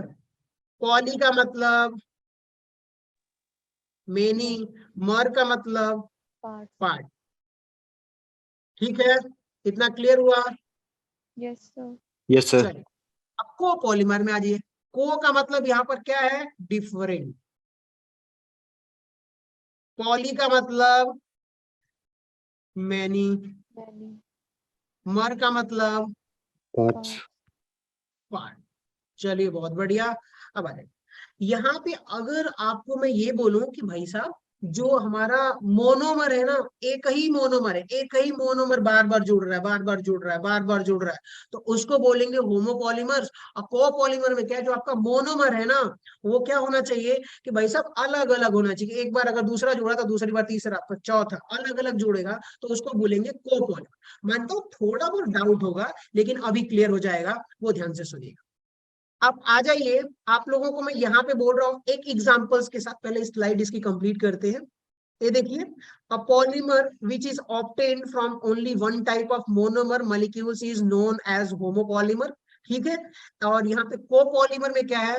A polymer made from more than one type of monomer molecules is refers to as the copolymer, ठीक है। चलिए एग्जांपल्स की बात करते हैं। अच्छा स्लाइड ही गायब हो गई, क्या बात है, मतलब मुझे ही एक्सप्लेन करना पड़ेगा, ठीक है। आप लोगों से एक सवाल है। सबसे पहला पॉलीमर मैंने आप लोगों को बताया था कि N into CH2 N number of ethylene molecules क्या कर रहा है? पॉलीमराइज कर रहा है। क्या कर रहा है? तो क्या बन रहा है? कुछ ऐसे स्ट्रक्चर बन रहा था, CH2 N। एक बात बताइए, इसमें जो N नंबर ऑफ पॉलीमर्स है, एथिलीन सॉरी मोनोमर्स, क्या एक ही मोनोमर है कि नहीं इसमें? Yes, sir. और एक ही मोनोमर बार बार बार बार बार बार रिपीट हो जा रहा है, तो यानी कि मेरा होमो का मतलब सेम, मेनी का मतलब पॉली का मतलब मेनी पार्ट। अब बताइए जो मेनी पार्ट्स हैं यहाँ पे, मेनी पार्ट का मतलब कि जो मोनोमर है वो एक ही है, सेम मोनोमर है। अगर सेम है तो इसको हम क्या बोलेंगे कि ये होमोपॉलीमर की कैटेगरी में आएगा। जैसे कि स्टाइरीन का एग्जांपल ले लेते हैं, स्टाइरीन वाला ये भी देख लीजिए। इसलिए बार बार कर रहा हूं कि आपके दिमाग में याद हो जाए, ठीक। मोटो क्या है कि इसको याद रखना थोड़ा मुश्किल होता है। एन नंबर ऑफ मॉलिक्यूल्स क्या होगा यहाँ पर? पॉलीमेराइज होगा। पॉलीमेराइज होगा तो ये क्या बनने वाला है? ध्यान से सुनिएगा, ये रहा आपका CH2, ये, और इधर आपका हो गया बेंजीन। तो एन नंबर ऑफ मॉलिक्यूल्स। एक बात बताइए, इन दोनों के केस में आप देखोगे कि जो मोनोमर है, क्या सेम एक ही मोनोमर रिपीट हो रहा है? Yes, sir. Yes, sir. आप लोग बोलते रहिए, इसमें आप लोगों का बेनिफिट है क्योंकि आप लोगों को याद हो जाएगा ये। मेरा इसीलिए दो दो तीन तीन बार बता रहा हूँ कि आखिरी तक ना सब याद हो जाए और सिर्फ क्वेश्चन करके खत्म कर दे, तो एक क्वेश्चन अपने हाथ में होगा। सो यहाँ पर एक ही टाइप का मोनोमर बार बार आ रहा है, तो इसको हम बोलेंगे होमोपॉलीमर। अब आ जाइए कोपॉलीमर की तरफ आगे बढ़ते हैं। सो मैं इसको थोड़ा सा ऊपर कर देता हूँ, अगर कहीं जगह बची तो कहाँ रखें इसको, ठीक है। थोड़ा सा अपने आप को छोटा कर देता हूँ, वैसे इतना तो छोटा था, ठीक है। कोपॉलीमर में आप लोगों के सामने मैंने एक और स्ट्रक्चर बनाया हुआ था। वो कौन सा स्ट्रक्चर था वो देखिएगा। क्या हमने ब्यूना रबर देखा था अभी से पहले? Yes, sir. Yes, sir. Buena में क्या था? एक मोनोमर जो था वो ब्यूटाडाइन था, और दूसरा मोनोमर कौन सा था? कोई बताएगा मुझे? So styrene. स्टायरीन था। तो चलिए अब यहाँ पे आ जाइए आप लोग। यहाँ पे देखिए स्ट्रक्चर में ड्रॉइंग कर देता हूँ ताकि रिवीजन होता रहे। सो ये रहा आपका चाचा स्टायरीन, सॉरी ब्यूटाडाइन होना चाहिए था डायलॉग में। ये रहा आपका styrene, n number of molecules ये है, और साथ में आप देखोगे ब्यूटाडाइन जो है, एन नंबर ऑफ ब्यूटाडाइंस जो है, CH2 CH CH CH2, ये एन नंबर ऑफ ब्यूटाडाइंस पॉलीमराइज होगा। तो अब यहाँ पे मैं सिर्फ पॉली लिखूंगा, बाकी आप समझ जाइएगा। पॉलीमराइज होगा तो क्या बनेगा? सो ये वाला बॉन्ड इधर ब्रेक होगा, ये वाला इधर, ये वाला इधर, ये वाला इधर, और यहाँ पे डबल बॉन्ड आएगा क्योंकि फ्री रेडिकल की वजह से, आप समझ लीजिएगा। सो क्या बनने वाला है कि भैया ये रहा आपका NCH, CH2, CH2, CH double bond CH, और ये रहा आपका CH2। ये क्या हो रहा है यार, स्पेस कम पड़ जा रहा है ना। चलिए बहुत बढ़िया, मैं यहाँ पे ड्रॉ कर देता हूँ ताकि क्लियर रहे। सो बेसिकली ये रहा आपका CH, ये क्यूट सा आपका benzene ring, CH2, CH2, CH double bond CH, CH2, और ये n नंबर ऑफ मॉलिक्यूल्स। इतना क्लियर हुआ आप लोगों को? Yes, sir. Yes, sir. अब बताइए कि यहाँ पर एक मोनोमर, क्या ये भी मोनोमर है और ये भी मोनोमर है। यहाँ पे हमने क्या बोला कि भैया कोपॉलीमर का मतलब कि डिफरेंट मेनी पार्ट्स, यानी कि डिफरेंट टाइप के मोनोमर अगर होंगे तो उसको कौन सी कैटेगरी में रखेंगे, होमोपॉलीमर की कोपॉलीमर? Copolymer. Copolymer. अब जहां भी आपको लगे कि भैया अगर एक ही टाइप का मोनोमर है तो उसको बोलोगे कि भैया सेम, यानी कि होमोपॉलीमर की कैटेगरी वाला है। और अगर मैं आप लोगों को बोल दूं कि कोपॉलीमर, तो आप क्या समझोगे, तो अलग अलग मोनोमर यूनिट तो है वहां पर। Done? Done, sir. Yes, sir. Yes, Done, sir. sir. बहुत बढ़िया, एक आध और एग्जाम्पल देख लेते हैं यहाँ पर, अगर ऐसा कुछ मिल जाता है तो।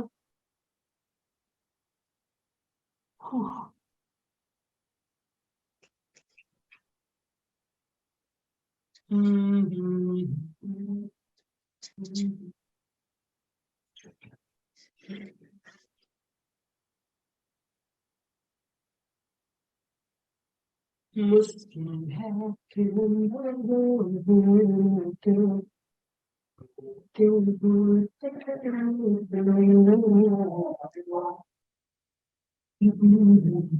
चलिए देखता हूँ अगर एक आध पेज खाली हो। हाँ ठीक है, हो जाएगा, कोपॉलीमर का एग्जाम्पल तक हो जाएगा। चलो भाई ऊपर चलो, तुम्हारी खैर कोई जरूरत नहीं है, आ जाइए। कोपॉलीमर की बात करते हैं, किसकी? एक एग्जाम्पल और कोपॉलीमर का समझ लेते हैं।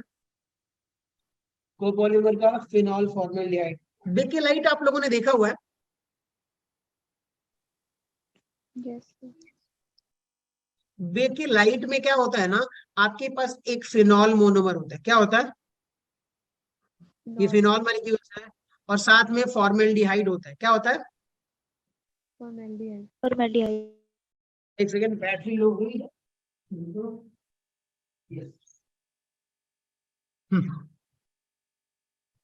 गुड। बेकेलाइट जो है ना, आप लोग देखो अपने घर पे जो स्विच वगैरह होता है, आप गए पंखा चालू करना है, खटाक दबाया स्विच, वो जो मटेरियल होता है वो कौन सा होता है, बेकेलाइट वगैरह का बना होता है, ठीक है। Yes, sir. चलिए, अब वो जो बेकेलाइट होता है ना, वो भी एक टाइप का पॉलीमर ही होता है। और उस पॉलीमर में जब आप देखोगे तो उसके मोनोमर कौन कौन से होते हैं, तो पहला जो मोनोमर होता है वो होता है आपका फिनॉल, क्या होता है, फिनॉल। दूसरा मोनोमर क्या होता है, फॉर्मेल्डिहाइड, क्या होता है, HCOH, इसको क्या बोल देते हैं, formaldehyde. Phenol plus HCHO, phenol plus formaldehyde, यानी कि यहाँ पर कितने मोनोमर है, कोई बताएगा मुझे? 2. Two monomer. दो मोनोमर्स है, ऑब्वियसली ये कोपॉलीमर की कैटेगरी में आ जाएगा, ठीक है। इसका पॉलीमर में ड्रॉ करूं कि रहने दूं, बताओ आप लोग। चलो आगे तो हम ड्रॉ करेंगे ही, तो रहने देते हैं, फिलहाल इतना ही डिस्कस कर लेते हैं। अब चलिए आगे कितने एग्जांपल्स हैं वो डिस्कस कर लेते हैं यहाँ पर, 1 2 3 और भी एग्जांपल्स है, जैसे कि नायलॉन, गिफ्टर, पॉलिएस्टर। ठीक है, कोई बात नहीं, कॉन्सेप्ट तो समझ में आ गया ना कि कोपॉलीमर डिसाइड करना होगा, होमोपॉलीमर तो हो जाएगा। Yes, sir. Yes, sir. चलिए तो फिर क्यों इतना लफड़ा करना है इसमें, आगे बढ़ते हैं। हाँ जी, सो आ जाइए। स्लाइड पे आ जाइए। अब थोड़ा सा मामला थोड़ा सा बढ़ने वाला है, यहाँ पे देखते रहिएगा। क्लासिफिकेशन ऑफ जो पॉलीमर है उसको हम स्टडी करेंगे। तो क्लासिफिकेशन ऑफ पॉलीमर में जब आप देखोगे कि किसके बेसिस पर हमने करा हुआ है, तो पहला जो क्लासिफिकेशन करा हुआ है वो किसके बेसिस पर करा हुआ है, सोर्स और ओरिजिन ऑफ, कि भैया वो जो पॉलीमर मिल रहा है ना हमें कहाँ से मिल रहा है। कहाँ से मिलने का मतलब क्या, कि मान लीजिए कि आप कभी कभार रबर वगैरह या कोई चीज तो देखे होंगे, आपने सुना भी होगा बचपन में कि रबर का पेड़ होता है, सुना है। Yes, sir. तो कुछ रबर्स जो होते हैं ना, ओरिजिन जिनका सोर्स होता है कि भैया हम नेचुरली निकालते हैं, तो सोर्स के बेसिस पे कि या तो हम क्या करते हैं, कुछ पॉलीमर्स लैब में बनाते हैं, जैसे कि जो रबर वगैरह हमें हमें रियल लाइफ में मिलता है, ट्यूब वगैरह या टायर वगैरह, ये भी एक रबर की कैटेगरी है, तो ये हम लैब से सिंथेसाइज करते हैं, ठीक है। और कुछ जो सोर्सेस होते हैं कि भैया हमने उनको क्या करा हुआ है कि नेचुरली पाया हुआ है, जैसे कि कॉटन वगैरह, सेल्यूलोज वगैरह, ये सारे के सारे क्या है आपके, ये सभी के सभी अगर आप देखोगे ना, तो ये आपको बाई नेचुरली मिलते हैं। जैसे कॉटन हो गया, सेलुलोज हो गया, तो इनका सोर्स क्या है भैया, बाई नेचुरल मिलते हैं, कुछ लैब में बनाते हैं। तो सोर्स के बेसिस पर हमने पॉलीमर को डिफाइन करा। दूसरा क्या था कि mode of the synthesis. Mode of the synthesis का मतलब आप देखोगे कि जो आप सिंथेसिस कर रहे हो ना, तो क्या वो रिएक्शन कैसे जा रही है, उसका मोड क्या है, पॉलीमराइजेशन होने का मोड क्या है, कि फ्री रेडिकल हो रहा है कि एडिशन पॉलीमर हो रहा है, कि अगर मान लीजिए कि अगर पॉलीमर हो रहा है तो कुछ प्रोडक्ट्स निकल रहे हैं, वाटर या CO2 गैस, ठीक है। इसके बेसिस पर हम आगे पढ़ेंगे तो बहुत क्लियरली समझ में आ जाएगा, कोई डाउट नहीं रहेगा। Reaction mechanism. रिएक्शन मैकेनिज्म का कहने का मतलब क्या है कि भाई आपका जो पॉलीमराइजेशन हो रहा है, जो मॉलिक्यूल्स जुड़ रहे हैं ना, तो वो कैसे जुड़ रहे हैं, उनका मैकेनिज्म क्या है, उसको भी हम समझेंगे, ठीक। फिर आपका जो फोर्थ टॉपिक है कि structure of polymers. Structure of polymers का मतलब क्या है कि जो पॉलीमर बन रहा है उसका स्ट्रक्चर क्या है, 3 डायमेंशनल में क्या होगा, लीनियर पॉलीमराइजेशन में क्या होगा, बेस्ड ऑन स्ट्रक्चर हम उसको क्लासिफाई करेंगे और अलग अलग नाम देंगे कि भैया 3D है तो ये ऐसा होगा, या वल्कनाइज रबर है, या क्रॉस लिंकिंग रबर है, वगैरह वगैरह। फिर आ जाते हैं हम लोग मॉलिक्यूलर फोर्सेस के बारे में बात करते हैं। मॉलिक्यूलर फोर्सेस का कहने का मतलब क्या है, मान लीजिए कि हमने यहाँ पर क्या रखा था, एथिलीन मॉलिक्यूल्स था, एक CH2 और दूसरा क्या था यहाँ पर CH2 था। तो इनके बीच में कौन सा फोर्स लग रहा है, ऑब्वियसली सिग्मा बॉन्ड लग रहा है। लेकिन कुछ कुछ के बीच में क्या होता है कि और भी फोर्सेस, एक्स्ट्रा फोर्सेस लग जाते हैं। तो मॉलिक्यूलर फोर्सेस के बेसिस पर हम डिफाइन करेंगे कि भाई हमारा जो पॉलीमर है वो कौन सा पॉलीमर है, और उसकी कैटेगरी क्या, हार्ड रबर बनेगा या स्मूथ रबर, सॉफ्ट रबर बनेगा, उसके बारे में हम डिस्कस करेंगे। सो सबसे पहला आपका टॉपिक क्या होने वाला है, बेस्ड ऑन द सोर्स और ओरिजिन, ठीक है। पहला क्या हम डिस्कस करेंगे, बेस्ड ऑन द सोर्स या ओरिजिन की बात करेंगे। सो चलिए कंटिन्यू करते हैं, classification based on the source, based on the source या फिर ओरिजिन, ठीक है। कंटिन्यू करें, Yes, sir. Yes, sir. Bore तो नहीं हो रहे ना आप लोग, No, sir. हाँ सर। पक्का वाला, Yes, sir. Yes sir. ठीक, चलो बहुत बढ़िया। और मुझे बस 20 मिनट झेल लो, उसके बाद से फिर हम अगले या कल या परसों क्लास रखेंगे। 1 मिनट। माना कि मुश्किल है मिलना तेरा।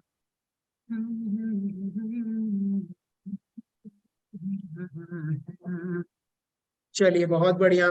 सो हमने क्या करा कि जो पॉलीमर आ रहा है या तो हम लैब से बना सकते हैं, पहला ऑप्शन, या दूसरा ऑप्शन कि भाई किसी प्लांट से या किसी एनिमल से हमें मिल रहा है, और तीसरा क्या है कि क्या था कि सेमी सिंथेटिक है, कि आपने क्या करा कि लैब से भी लिया, नेचुरल लिया, और उसमें कुछ अपने लैब में डाल करके कुछ एक्स्ट्रा मॉडिफिकेशन कर दिया, कुछ ऐसी बातें। सो चलिए आ जाइए, पहला जो कैटेगरी है वो क्या है, नेचुरल पॉलीमर। क्या, Natural polymer. Natural polymer. Second category की आप बात करते हैं तो वो क्या है, सेमी सिंथेटिक। सेमी सिंथेटिक का मतलब कि भैया सेमी मतलब आधा, कि हमने नेचर से कुछ रबर कुछ पॉलीमर उठाया और लैब में कुछ और एक्स्ट्रा हमने ऐड कर दिया, और ऐड करने के बाद से अब वो ना नेचुरल रहा और ना कंप्लीटली सिंथेटिक रहा। सिंथेटिक का मतलब कि ना ही हमने कंप्लीटली उसे लैब में बनाया है। तो ऐसे टाइप को क्या बोलेंगे कि जिसमें हमने नेचुरल और सिंथेसिस भी करा है, उसमें कुछ एक्स्ट्रा ऐड करके, उसको बोलेंगे हम लोग सेमी सिंथेटिक पॉलीमर। और अगर आ जाइए कंप्लीटली सिंथेटिक पॉलीमर का मतलब कि भैया जो भी हमने करा है, जो भी पॉलीमर हमने बनाया है, जो भी प्रोडक्ट बनाया है, वो प्योरली हम अपनी मेहनत से मैन मेड लैब में बनाया है। ठीक है, यस सर। सर। चलो बहुत बढ़िया, आगे आते हैं। पहला देखिए, इसमें थोड़ा बहुत हम लोग देख लेते हैं। These are substances of the natural origin. These found in the natures mainly plant and animals. यानी कि जो बाई नेचुरल है, तो आपको नेचर का मतलब क्या, कि या तो जैसे हमारे ह्यूमन में क्या होता है, एक जो हीमोग्लोबिन होता है ना, क्या उसे कोई बनाता है क्या? हीमोग्लोबिन का मतलब ब्लड, कोई बनाता है बाहर से? नहीं, ऑफ कोर्स कोई ब्लड नहीं बनाता। यानी कि ये भी हमें क्या एक ह्यूमन के थ्रू मिल रहा है, बाय नेचर मिल रहा है। तो हीमोग्लोबिन भी आप देखोगे कि एक पॉलीमर होता है, बट वो नेचुरल पॉलीमर होता है। यहाँ पे प्रोटीन देखोगे, जो एमिनो एसिड होता है उसका पॉलीमर प्रोटीन होता है। तो ये भी क्या है आपका एक नेचुरल पॉलीमर है। यहाँ पे रबर देखोगे तो एक रबर का प्लांट आता है, सिल्क वगैरह या वुड या स्टार्च या सेलुलोज। पोटैटोज में बहुत ज्यादा सेलुलोज होता है, या एंजाइम। जैसे कि एंजाइम, कोई भी फ्रूट होता तो उसमें एंजाइम होता है कि नहीं होता? तो वो जो एंजाइम्स है या जो फ्रूट है वो कहाँ आ रहा है, बाई प्लांट या बाई एनिमल आ रहा है। तो हम जितने भी ये पॉलीमर्स है, यहाँ पे जितने भी पॉलीमर मेंशन है, वो कैसे आ रहे हैं, थ्रू नेचर आ रहे हैं। तो इसको हम बोल देंगे भैया ये कंप्लीटली नेचुरल पॉलीमर है। ठीक है, अब बात करते हैं सेमी सिंथेटिक का। सेमी सिंथेटिक की बात करूंगा तो आपको सेमी सिंथेटिक का मतलब समझ में आ जाएगा कि भैया ना ये पूरा नेचुरल है और ना ही ये पूरा जो है हमने सिंथेटिक करा हुआ है, लैब में बनाया हुआ है। तो हमने क्या करा वो ध्यान से सुनिए, कि यहाँ पर देखिएगा, these are such substances which are obtained by using natural polymers and some modification are made in natural polymer by artificial method. तो हमने क्या करा यहाँ पर, जैसे यहाँ पे देखिए, नाइट्रोसेलुलोज या सेलुलोज या एसीटेट या वोल्कनाइज्ड रबर। सुन रहे हो आप लोग? Yes sir. Yes sir. देखिए यहाँ पर आप लोग देख रहे हो कि यहाँ पर भी एक रबर है यहाँ पर, और यहाँ पर हमने क्या कर दिया हुआ है, वल्कनाइज्ड रबर कर दिया हुआ। क्या कर दिया हुआ है? Vulcanised rubber. वल्कनाइज्ड रबर का मतलब कि भैया हमारे पास रबर था, लेकिन वो इतना स्ट्रांग नहीं था या किसी टायर वगैरह में यूज करने जैसा नहीं था।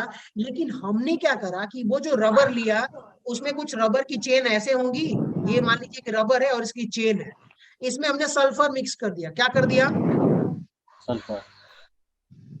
जैसे हम सल्फर मिक्स करेंगे ना, तो यहाँ पे देखिएगा ये जो दो चेन जा रही है, एक ये कार्बन कार्बन की रबर की, और एक ये जो सल्फर है ना, इसके बीच में आके ऐसे ही अटैच, सल्फर इसके बीच में क्या हो जाता है, क्रॉस लिंकिंग कर देता है। और इसकी वजह से ये रबर और हार्ड हो जाता है, और हार्ड होने की वजह से फिर हम इसको अपने हिसाब से यूज करते हैं।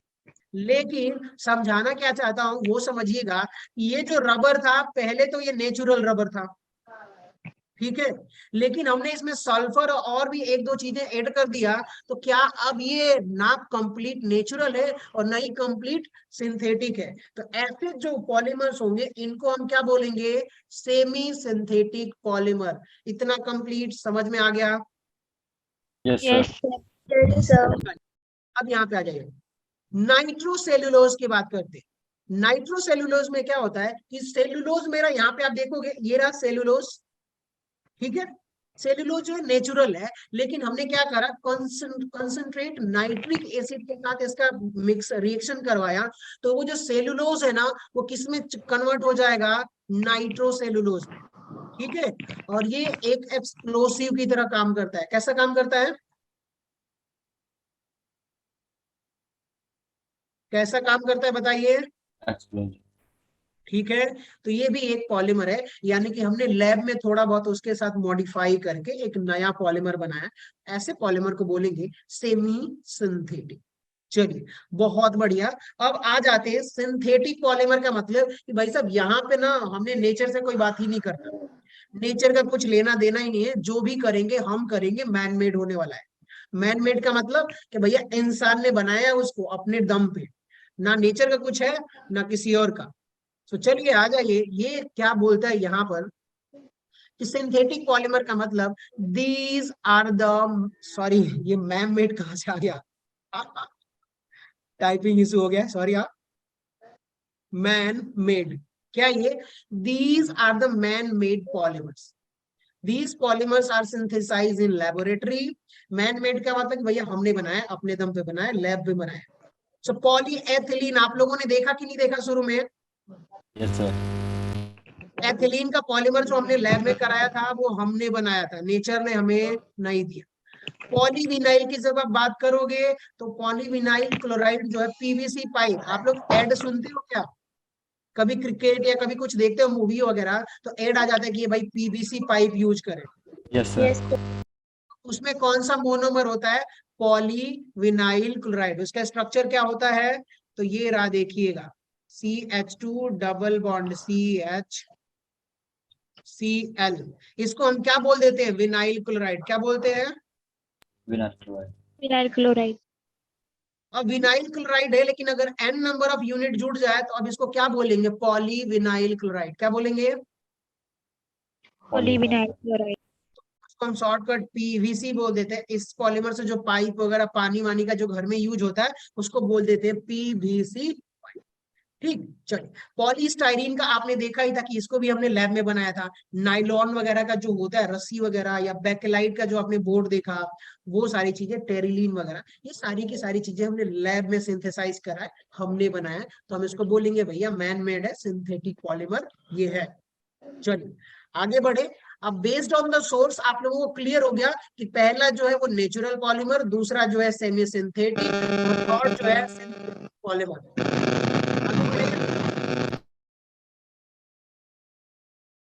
इतना समझ में आ गया? yes yes sir, sir. Yes sir. चलिए आगे बढ़ते हैं। अब अगर बोर हो जाना तो बता देना, मैं क्लासेस को थोड़ा बहुत बंद कर या तो फिर रिशेड्यूल भी कर सकते हैं, ठीक है? नेचुरल पॉलीमर, सेमी सिंथेटिक, ये हो गया। चलिए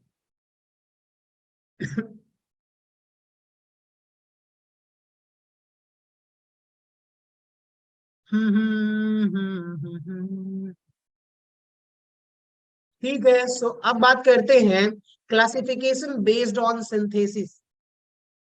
बेस्ड ऑन सिंथेसिस का कहने का मतलब क्या है कि जो आप रिएक्शन करा रहे हो ना, वो रिएक्शन में पॉलीमर जुड़ कैसे रहे, ठीक है? और वो जुड़ रहे हैं तो किसके बेसिस पे जुड़ रहे हैं, और जुड़ रहे हैं तो क्या कोई बाई प्रोडक्ट छोड़ रहे हैं, कोई बाई प्रोडक्ट निकल रहा है कि कोई बाई प्रोडक्ट नहीं निकल रहा, उसके बारे में बात करेंगे, ठीक है? तो चलिए आ जाइए। पहला क्या है? चेन ग्रोथ पॉलीमर या एडिशन पॉलीमर। क्या पहला क्या है आपका? एडिशन पॉलीमर की बात करेंगे या चेन ग्रोथ पॉलीमर की बात करेंगे? और दूसरा जो पॉलीमर है टाइप ऑफ, वो पॉलीमर कौन सा है भाई? Condensation polymer. क्या? कंडेंसेशन पॉलीमर या स्टेप ग्रोथ पॉलीमर। ठीक है, दो चीजें नोट कर लीजिए। वैसे तो ये पीपीटी या हार्ड, सॉरी, सॉफ्ट कॉपी में आपको पीडीएफ दे दूंगा, लेकिन फिर भी पहला क्या है? एडिशन पॉलीमर या चेन ग्रोथ पॉलीमर आप बोल सकते हो। दूसरा क्या है? कंडेंसेशन पॉलीमर या स्टेप ग्रोथ पॉलीमर। इनको हम कैसे कैटेगराइज करेंगे या समझेंगे कैसे, उसकी बात करते हैं। चलिए आ जाइए। यहाँ पे आप लोग एक बार ये पूरा स्टेटमेंट फटाफट पढ़िए जो ग्रीन कलर में लिखा हुआ है। चलिए चलिए, तब तक मैं पानी पी लेता हूँ। वो तो हम्म।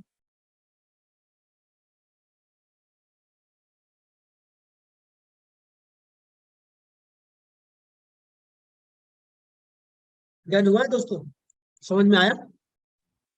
yes sir, चलिए आगे। यहाँ पे क्या कहना है वो मैं समझाता हूँ आप लोगों को कि भाई पहले समझते एडिशन पॉलीमर या चेन ग्रोथ पॉलीमर की जब हम बात करेंगे, इन्होंने ये कहा कि these are the polymer formed by addition together of the molecules of monomer to form a macromolecules without eliminating anything. मतलब विदाउट एलिमिनेशन एनीथिंग, मतलब कि कुछ भी निकलेगा नहीं इसमें, बाई प्रोडक्ट कुछ भी नहीं निकलने वाला। तो ऐसे पॉलीमर को हम लोग क्या बोलेंगे कि भैया ये जो पॉलीमर है वो एडिशन पॉलीमर है या चेन ग्रोथ पॉलीमर है। समझ में आ गई बात कि भैया वहां से ना कोई बाई प्रोडक्ट नहीं निकलने वाला। अभी ये क्लियर तब होगा जब हम कंडेंसेशन पॉलीमर पढ़ेंगे या समझाएंगे। चलिए, तो ये रहा इसके एग्जांपल्स है, इथीन, विनाइल क्लोराइड, ब्यूटाडाइन। अब क्या मैं वापस लेके चलूं इथीन वाले पे, चाहे विनाइल क्लोराइड पे, चाहे ब्यूटाडाइन पे? तो उससे पहले ना मैं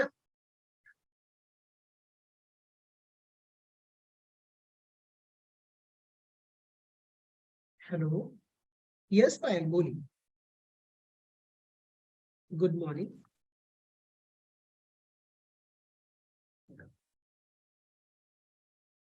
अभी मैं एक्स्ट्रा क्लास ले रहा हूँ, थोड़ी देर में बात करूँ आपसे। हाँ ओके बाय।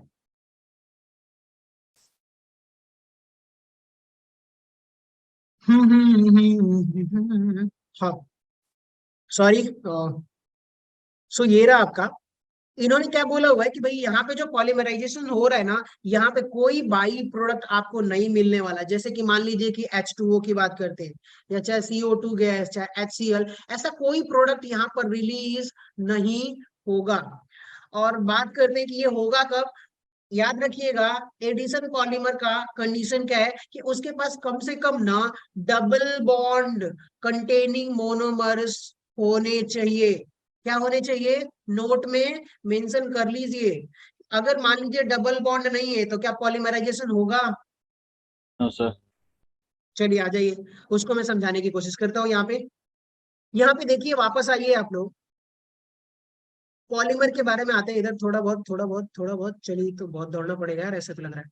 चलिए आ जाएंगे, एक सेकंड। हाँ, कौन से पेज पे थे हम लोग? पॉलीमर पढ़ रहे थे, होमो पे आ जाते हैं। हाँ ये रहा, यहाँ पे आप लोग देखोगे कि भैया ये वाले पॉलीमर पे देख रहे हो, होमो पॉलीमर में ये वाला देख रहे हो आप लोग? Yes sir. Yes, sir. चलिए आ जाइए, क्या यहाँ पर ये जो फ्री रेडिकल, ये जो ब्रेक हो रहा है, ये ब्रेक हो रहा है, यहाँ पे जो फ्री रेडिकल बन रहा है, अगर पाई बॉन्ड नहीं होता तो क्या फ्री रेडिकल बनता क्या? No sir. और जब फ्री रेडिकल नहीं बनेगा, पाई बॉन्ड ब्रेक नहीं होगा, फ्री रेडिकल बनेगा नहीं, तो एक दूसरे से जुड़ नहीं पाएंगे। तो याद रखिएगा कि जो मेरा एडिशन पॉलीमर है वो तो जुड़ रहा है, लेकिन पाई बॉन्ड की वजह से जुड़ रहा है। तो कंडीशन क्या है, terms and condition addition polymer के लिए, दोनों को जुड़ने के लिए, एडिशन का मतलब कि जुड़ना, पाई बॉन्ड का होना कंपलसरी है, नहीं तो वो पॉलीमराइजेशन आगे फर्दर होगा नहीं। अब एक बात बताइए कि यहाँ पर ये दोनों ऐड हो रहे हैं, तो यहाँ पे कहीं CO2 या HCl ऐसा कोई बाई प्रोडक्ट निकल रहा है? नहीं निकल रहा। तो भैया ये एडिशन की कैटेगरी में आने वाला है। जब हम कंडेंसेशन पढ़ेंगे तो आपको क्लियर हो जाएगा, थोड़ा सा बस सब्र रखिए थोड़ी देर के लिए आप लोग। तो हमने यहाँ पे देख लिया, अब बात करते हैं कंडेंसेशन पॉलीमर में। चलिए आ जाए, कंडेंसेशन पॉलीमर में जब आप देखोगे तो इसको हम बोल देते हैं कि भैया ये जो कंडेंसेशन पॉलीमर है, इसको हम बोल देते हैं स्टेप ग्रोथ पॉलीमर। यानी कि यहाँ पे जो रिएक्शन होती है वो स्टेप बाय स्टेप होती है, इसलिए हमने बोल दिया कि स्टेप ग्रोथ पॉलीमर।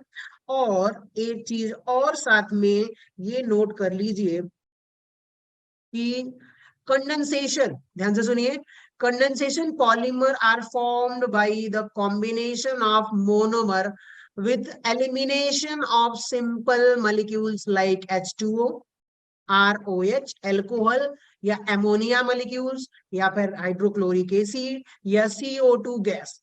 याद रखिएगा क्या कह रहा हूं कि यहाँ पे जो पॉलीमराइजेशन होगा कंडेंसेशन पॉलीमर, यहाँ पे जो है ना कि अगर वो पॉलीमराइजेशन हो रहा है तो क्या निकलेगा, या तो H2O मॉलिक्यूल्स निकलेगा, वाटर मॉलिक्यूल्स, या एल्कोहल, या फिर अमोनिया गैस, या फिर हाइड्रोक्लोरिक एसिड, या फिर कार्बन डाइऑक्साइड गैस। अगर इनमें से कोई भी एक प्रोडक्ट अगर पॉलीमराइजेशन के ड्यूरेशन में निकल रहा है एज अ बाई प्रोडक्ट, तो वो जो पॉलीमराइजेशन होगा उसको कौन सी कैटेगरी में रखेंगे? Condensation polymerization. क्लियर हुआ? Yes, sir. बाकी लोग Yes, sir. चलिए, इसके कुछ एग्जांपल्स यहाँ पर दे रखे हैं। यहाँ पे क्या है? पहला क्या है? टेरिलीन। कौन सा एग्जांपल की बात कर रहे हैं हम लोग? टेरिलीन। टेरिलीन जो है ये एक पॉलीमर का नाम है। उसमें मोनोमर यूनिट कौन सी होती है? एथिलीन ग्लाइकॉल और डाई मिथाइल टेरिपेथैलेट। दूसरा क्या है? बेकेलाइट और फिनॉल। ध्यान से सुनिएगा, बेकेलाइट में फिनॉल और फॉर्मेल्डिहाइड मोनोमर जो है ये अगर जोड़ते हैं तो बेकेलाइट पॉलीमर बनता है। याद रखिएगा इसके नोट, अगर इसको आपको पहचानना है तो क्या क्या कंडीशंस होनी चाहिए? कि पहला, condensation polymers are generally formed by reactions between polyfunctional monomer. Polyfunctional monomer का मतलब क्या हुआ? सबसे पहले मैं आपको फंक्शनल ग्रुप का मतलब बताता हूँ।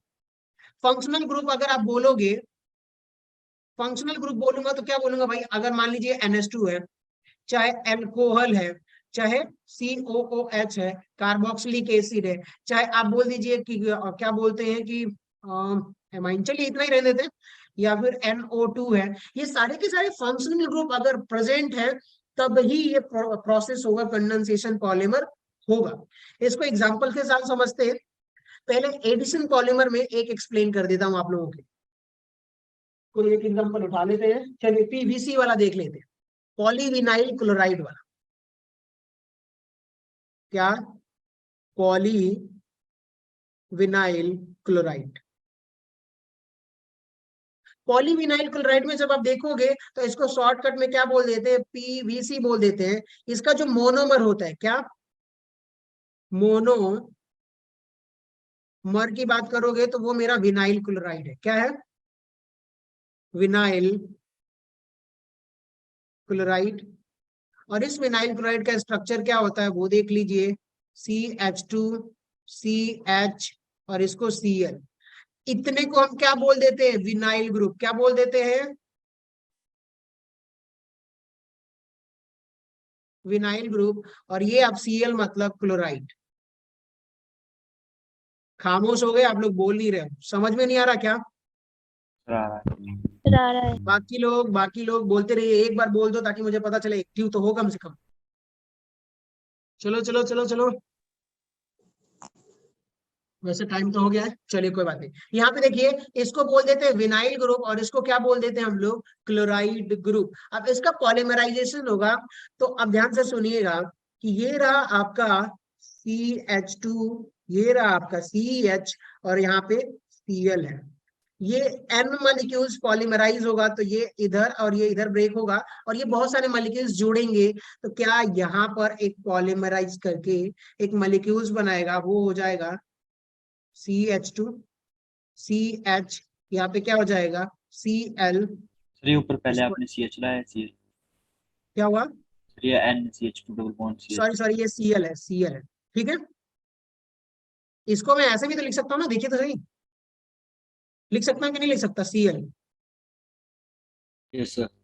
Yes, हाँ, sir. तो ये रहा, ये पॉलीमराइज हुआ n नंबर ऑफ मॉलिक्यूल्स। तो ये जो पॉलीमर बड़ा मैक्रोमोलेक्यूल बना हुआ है इसको क्या बोलेंगे? PVC। इसका फुल फॉर्म क्या हो गया? Polyvinyl chloride.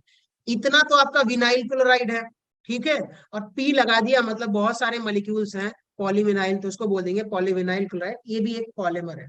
अब एक बात बताइए, पूरे रिएक्शन में क्या यहाँ पर कोई बाई प्रोडक्ट निकला हुआ है यहाँ पे, जैसे कि CO2 चाहे HCl? नहीं। तो कौन सी कैटेगरी में आ जाएगा? Addition polymerization. चलिए बहुत बढ़िया, आगे बढ़ते हैं। अब एडिशन पॉलीमराइजेशन का एक दो और एग्जांपल नहीं देता हूं, कंडेंसेशन का समझा दूंगा तो आपको अपने आप समझ में आ जाएगा और आगे बताता रहूंगा कि कौन कौन सा।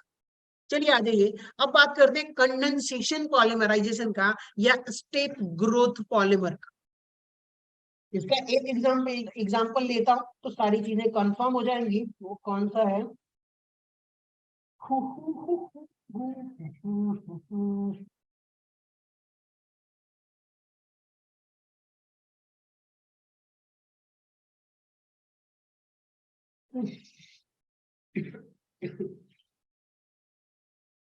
condensation polymerase.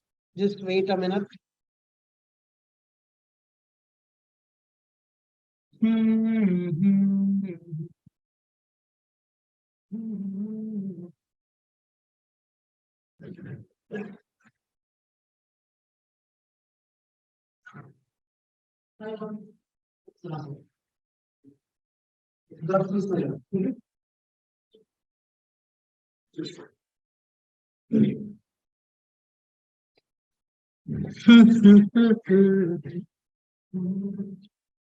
गिब्टल, alkaloid, nylon, nylon, glyptal की बात करते हैं। यहां पर जो है कंडेंसेशन पॉलीमर में ना एक होता है आपका गिब्टल पॉलीमर। क्या होता है? GYPTAL, glyptal polymer. ठीक है, गिब्टल बोलो या फिर आप इसको स्लैश करके लिख सकते हो एल्काइड, एल्काइड्स। और इसका मोनोमर यूनिट क्या होता है? तो मोनोमर यूनिट में एक होता है ethylene glycol, ethylene glycol, plus दूसरा होता है phthalic acid, PH, phthalic acid. ठीक है, ये दोनों के स्ट्रक्चर्स में यहाँ पे बता देता हूँ। ये रहा आपका एथिलीन ग्लाइकॉल का। अगर मैं स्ट्रक्चर बनाऊंगा तो आपको क्या मिलेगा वो देखिए।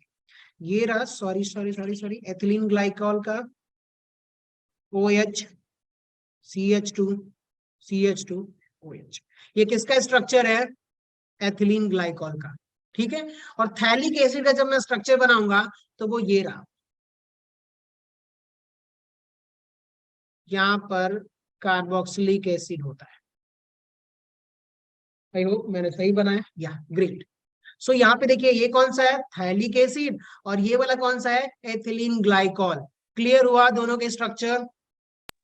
Yes sir. Yes, sir. चलिए बहुत बढ़िया, आ जाइए। इन दोनों का अगर मैं पॉलीमराइजेशन कराता हूं तो ये किसकी कैटेगरी में आएंगे? कंडेंसेशन पॉलीमर के। यानी कुछ ना कुछ यहाँ पर बाई प्रोडक्ट तो मिलना चाहिए। कौन कौन सा बाई प्रोडक्ट बताइए? कौन कौन सा बाई प्रोडक्ट? या तो आपको वाटर मिले, या अल्कोहल मिले, या NH3 मिले, चाहे HCl मिले, चाहे Carbon CO2 dioxide. मिले। आ जाइए, देखते हैं, मिलना ही चाहिए, ऑफ कोर्स मिलेगा। सो यहाँ पर जब हम पॉलीमराइजेशन करा रहे हैं तो जब पॉलीमराइजेशन मैं करवाऊंगा तो क्या होगा वो देखिए कि यहाँ पर आपके पास जो है ना एथिलीन ग्लाइकॉल है। एक मोनोमर यूनिट जो है, मान लीजिए कि N, ये रहा OH, इसको ऐसे ना करके OH, ये हो गया CH2, ये हो गया CH2, और ये रहा आपका OH। साथ में एक और मॉलिक्यूल्स मैं लिख देता हूं। अब ध्यान से सुनिएगा, कंडेंसेशन पॉलीमर होने के लिए पॉलीफंक्शनल ग्रुप होना चाहिए। क्या होना चाहिए? पॉलीफंक्शनल। पॉलीफंक्शनल ग्रुप या मोनोमर। मोनोमर। अब एक बात बताइए यहाँ पर कि यहाँ पे आप चेक करोगे तो एक फंक्शनल ग्रुप और ये एक फंक्शनल ग्रुप, क्या ये बाई फंक्शनल ग्रुप है कि नहीं? एक मोनोमर, बाई का मतलब दो, बाई फंक्शनल ग्रुप। पॉलीफंक्शनल, या आप एक और भी लिख लीजिए, एटलीस्ट। क्या? एटलीस्ट क्या होना चाहिए? By functional group. Condensation polymer के लिए कंडीशन क्या है? या तो पॉली हो, बहुत सारे फंक्शनल ग्रुप हो, या तो एटलीस्ट बाई फंक्शनल होना चाहिए। तो यहाँ पे देखिए एक फंक्शनल ग्रुप और ये दूसरा फंक्शनल ग्रुप एल्कोहल का। अब दूसरे मोनोमर में आ जाइए, क्या यहाँ पर एक कार्बोक्सिलिक ग्रुप है, ये भी फंक्शनल ग्रुप एक, और इसी मॉलिक्यूल्स में दूसरा फंक्शनल ग्रुप कार्बोक्सिलिक ही है। यानी कि क्या ये बाई फंक्शनल ग्रुप दोनों हुए कि नहीं मोनोमर? नहीं समझ पा रहे हो आप लोग? Done sir. डन। बाकी लोग समझ रहे हो आप लोग? Yes sir. चलिए बहुत सही, ग्रेट। अब ये हो कह रहे हैं ये पॉलीमराइज करेंगे। पॉलीमराइज करेंगे तो क्या कहानी बनने वाली है वो ध्यान से सुनिए। इन्होंने क्या करा कि भैया हमने एथिलीन ग्लाइकॉल लिया और उसको मिक्स कर दिया इसके साथ थैलिक एसिड के साथ। तो यहाँ पर n number of phthalic acid मैं बना रहा हूँ। अब वो थैलिक एसिड को मैं ऐसे कर देता हूँ, स्ट्रक्चर कुछ ऐसा रहेगा तो ज्यादा अच्छा रहेगा।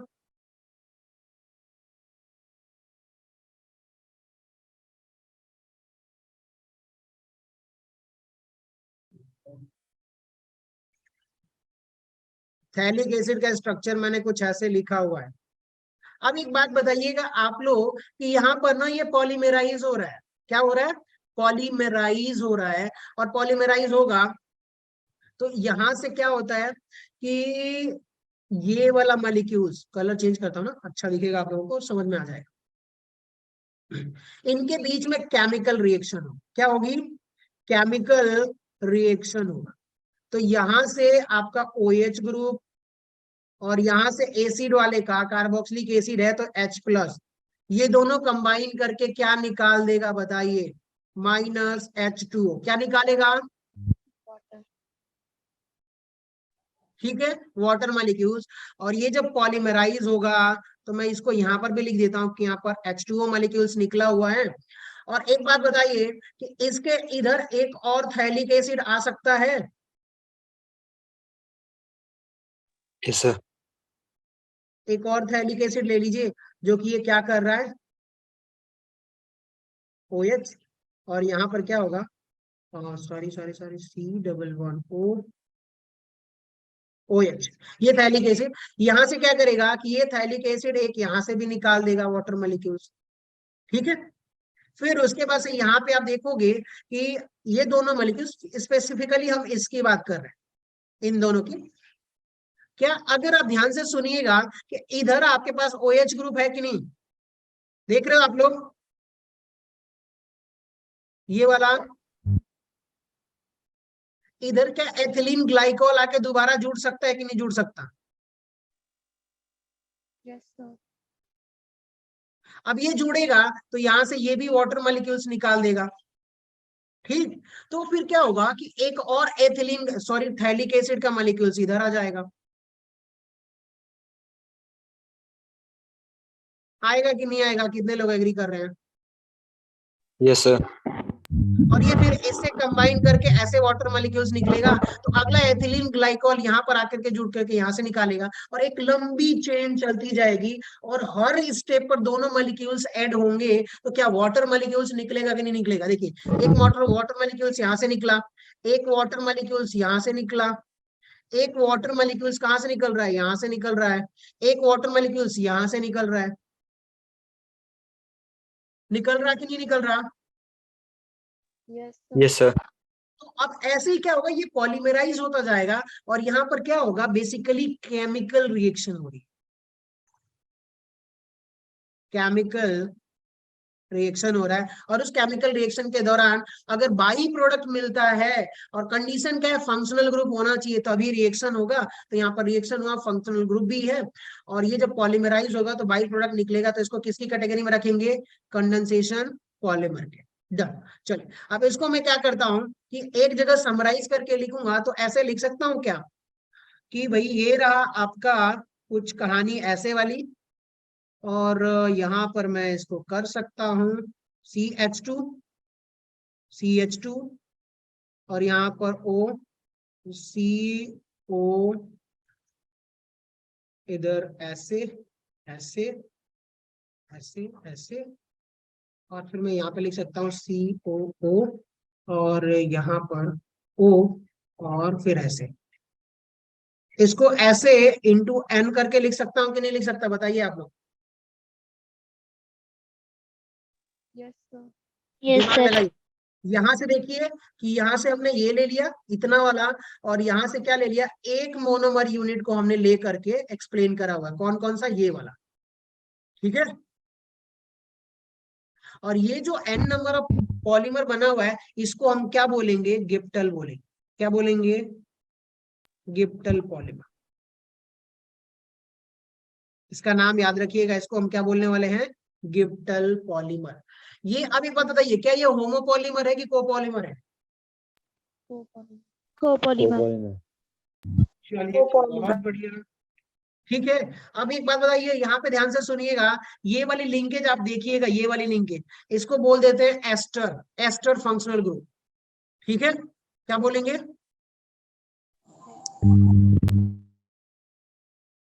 चलिए कोई नहीं, ये तो याद हो जाएगा। ठीक है, सो आज की क्लास के लिए इतना ही रखते हैं। आपको होमोपॉलीमर और कोपॉलीमर समझ में आ गया। एडिशन पॉलीमर और कंडेंसेशन पॉलीमर समझ में आ गया, क्योंकि एडिशन में कोई बाई प्रोडक्ट नहीं निकल रहा था, कंडेंसेशन में बाई प्रोडक्ट आपको मिल रहा है। ऑल द बेस्ट, आज के लिए इतना ही रखते हैं, और भी कई एग्जांपल्स हैं तो अगली क्लास में हम डिस्कस करेंगे इसके, ठीक है। Yes, sir. Yes, sir. चलो भाई, ऑल द बेस्ट। और इसका सॉफ्ट कॉपी तो चाहिए ना आप लोगों को, Yes, sir. Yes, sir. तो अभी लिंक शेयर कर दो इसका PDF।